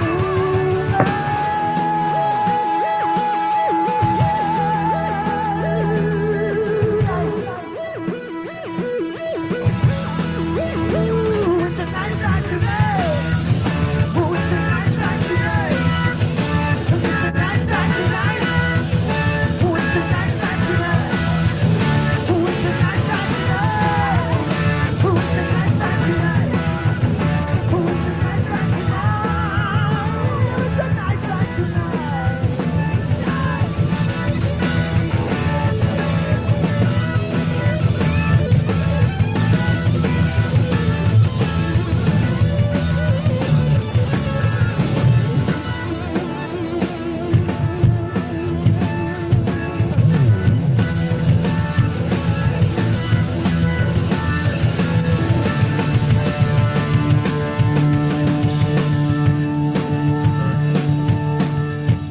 I'm gonna give you a little treat.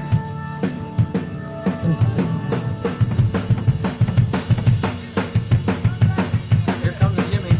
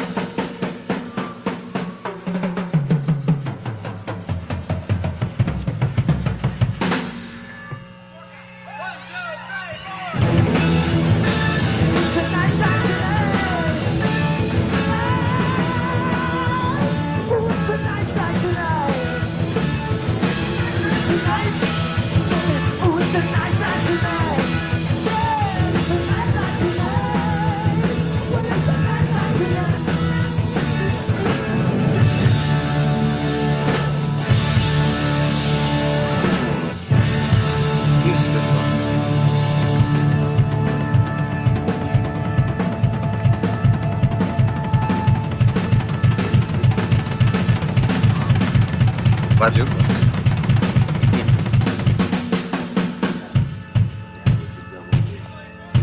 That was before the accident.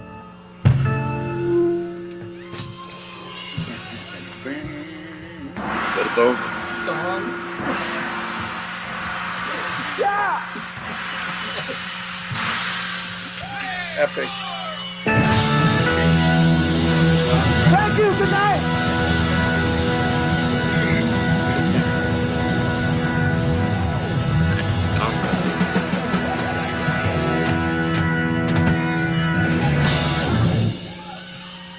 That was awesome. Yeah. That was Man, great. everybody wanted a gong. Everybody. Yeah, at least two. I never got one. It's either that or those little bell things, right? I never had those either. With what? I'm sorry. Those little chimes, you know, the little Oh, chimes. those kind of chimes? Yeah. No, I had a set of the bells, the long tubular ones. Oh, wow. Nice. Wow. Yeah, that was great. Like the people were up there dancing the whole entire time at the front row, going nuts and going crazy. I'm saying it was Yeah. Danney in the front row dancing, wasn't it? Yeah, it was me. Yeah. I was supporting my buddy all the way. Yeah, it was fun.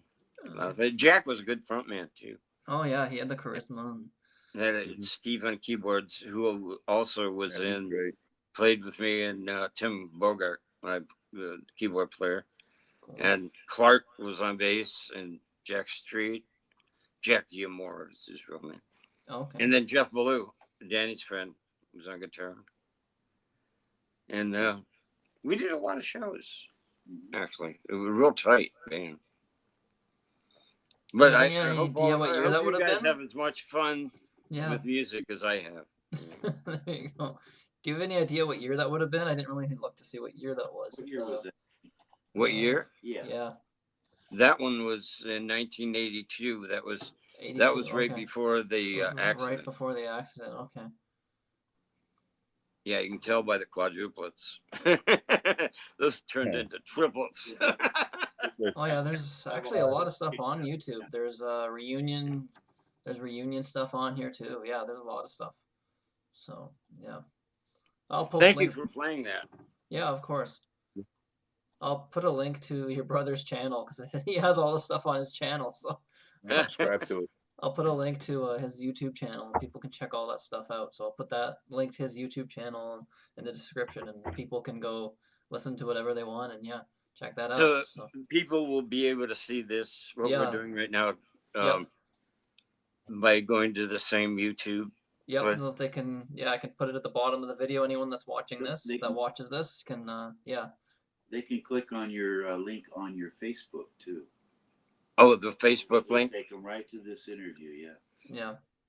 Yeah, I kind of never really got into the computers, obviously, doing the show without me last week. It wasn't his fault. We had fun. I couldn't get it configured either. Yeah. It gave us very clear instructions, and everything it told us to do, there was nothing there to click on. So that's weird. Yeah, I don't know. Yeah, I don't know why it would be blocking your camera. That's very strange. It wasn't him. That's really weird. Yeah. Well, thank you again. Yeah, of course. It was an honor to have you. So yeah, thanks Jimmy for doing this. It was an honor to have you on here. It was really fun. I know Danny's not going to be bringing on some. I trust Danney when he tells me I'm setting you up with an interview. He's a nice guy. I trust Danney. So. Well, it was my pleasure. You watch some interviews. I've watched some interviews, and you watch some of these interviews sometimes, and you're like, this guy doesn't even want to be here being interviewed. He's just kind of like doing it because he has to, kind of thing. And it's just no, I'd never do that to you. No, I don't. Come on, can we get this done already? Well, it was a very, very nice way to spend the afternoon. So. Thank you. No one wants to spend the afternoon with me usually, so I'll take that. So yeah, no, thanks for being here, and yeah, thanks for Bryan for joining me, and yeah, of course, Danney was obviously going to be here, so yeah, thanks everybody for watching this, and yeah, go check out some Burlesque. You'll see a lot of those links, and go listen to that Storm album again, and yeah. So yeah, thanks everybody for watching, and we'll see you again soon. All right. So yeah, take care.